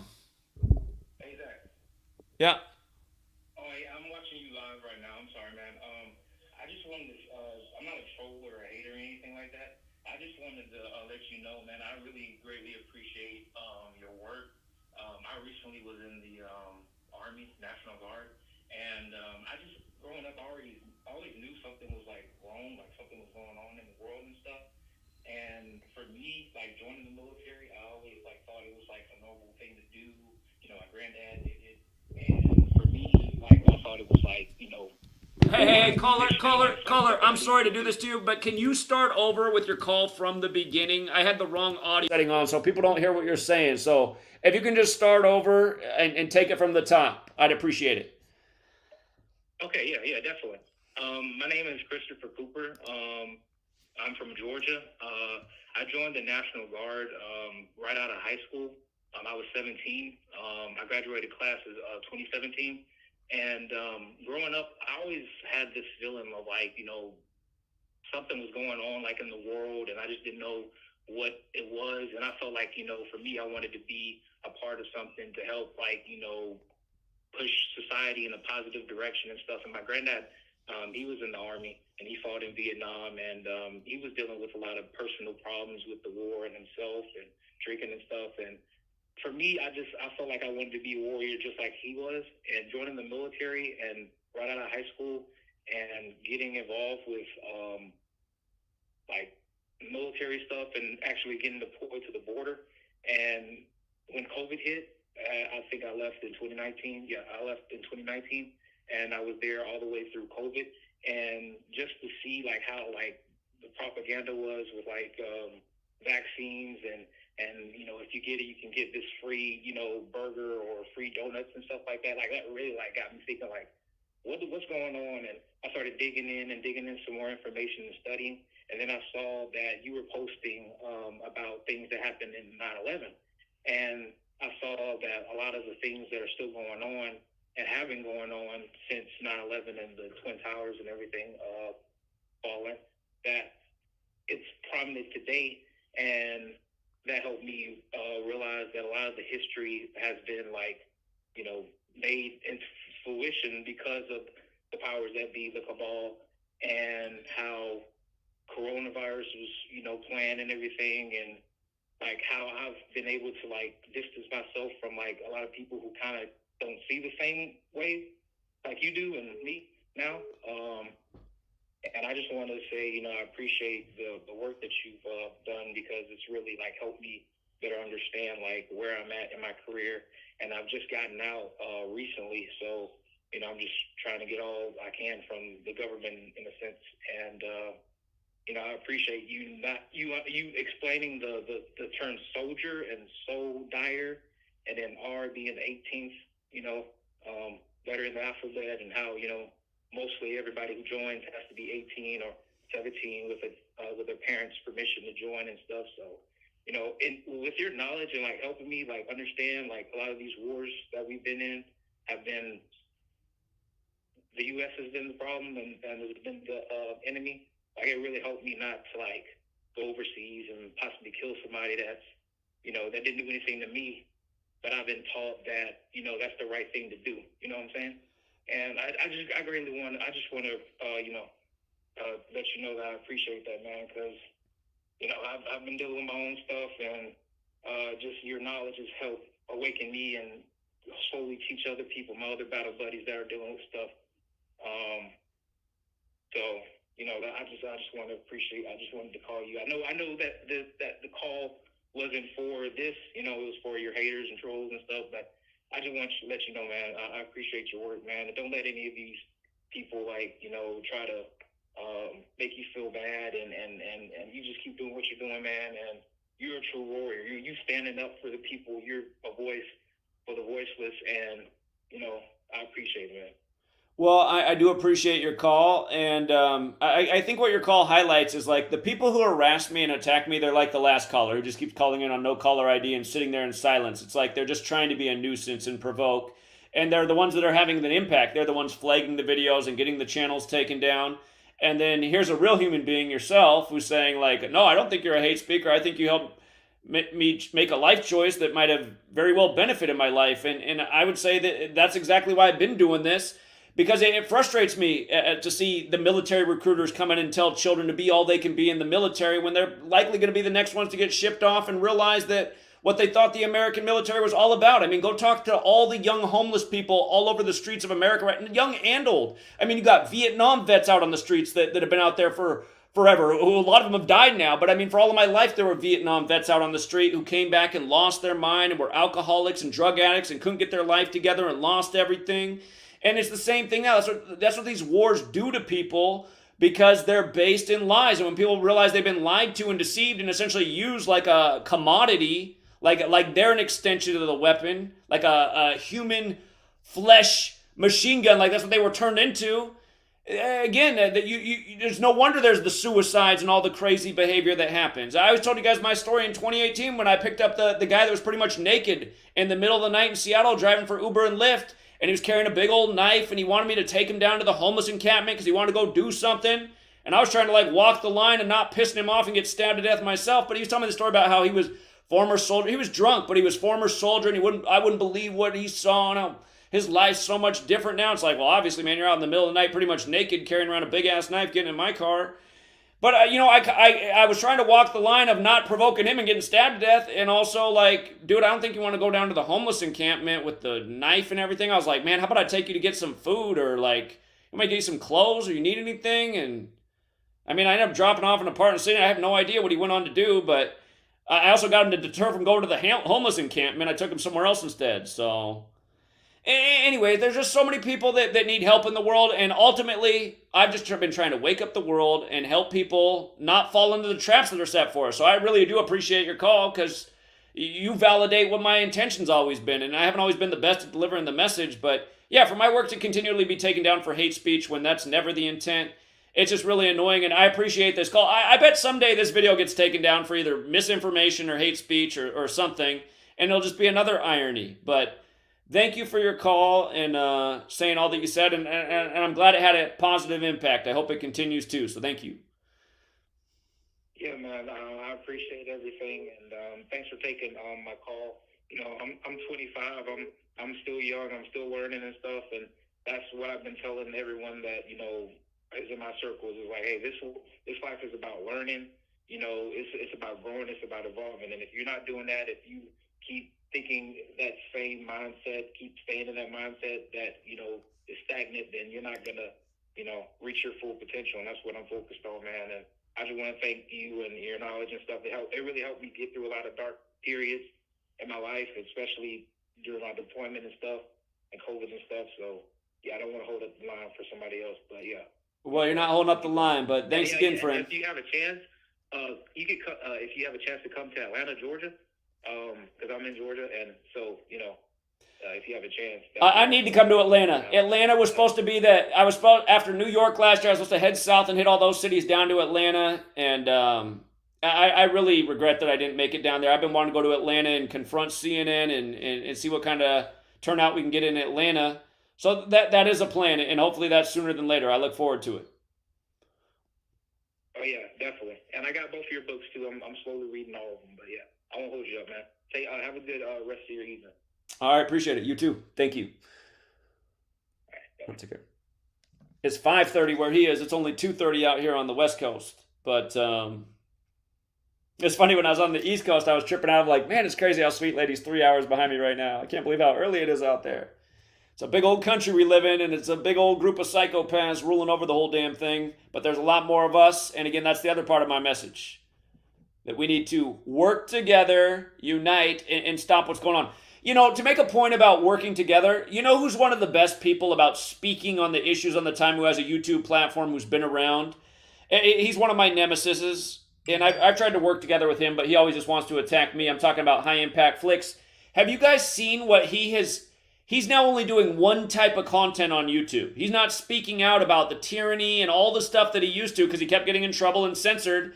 So you can see he got beat into a corner. And now all he's doing is videos of cops and the populace being confronted and how police abuse authority. And it's like, he's making a lot of money from it. It's just like, And that's another guy who tried to slander my name, and the only reason he tried to slander my name is because I asked why he wouldn't help with me in the age of censorship after he said we have to stand up for censored channels. I said, how come you never say anything about my work?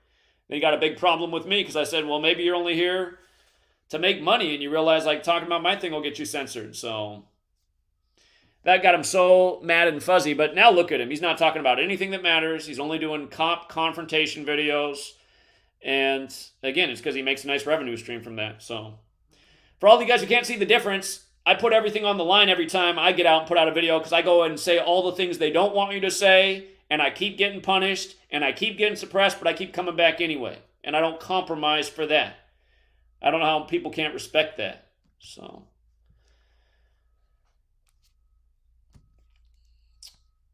again, thank you to everyone who hits the like and the share. If you got here late, rewind the video. The more important stuff is always at the beginning, but shout out also to that last caller.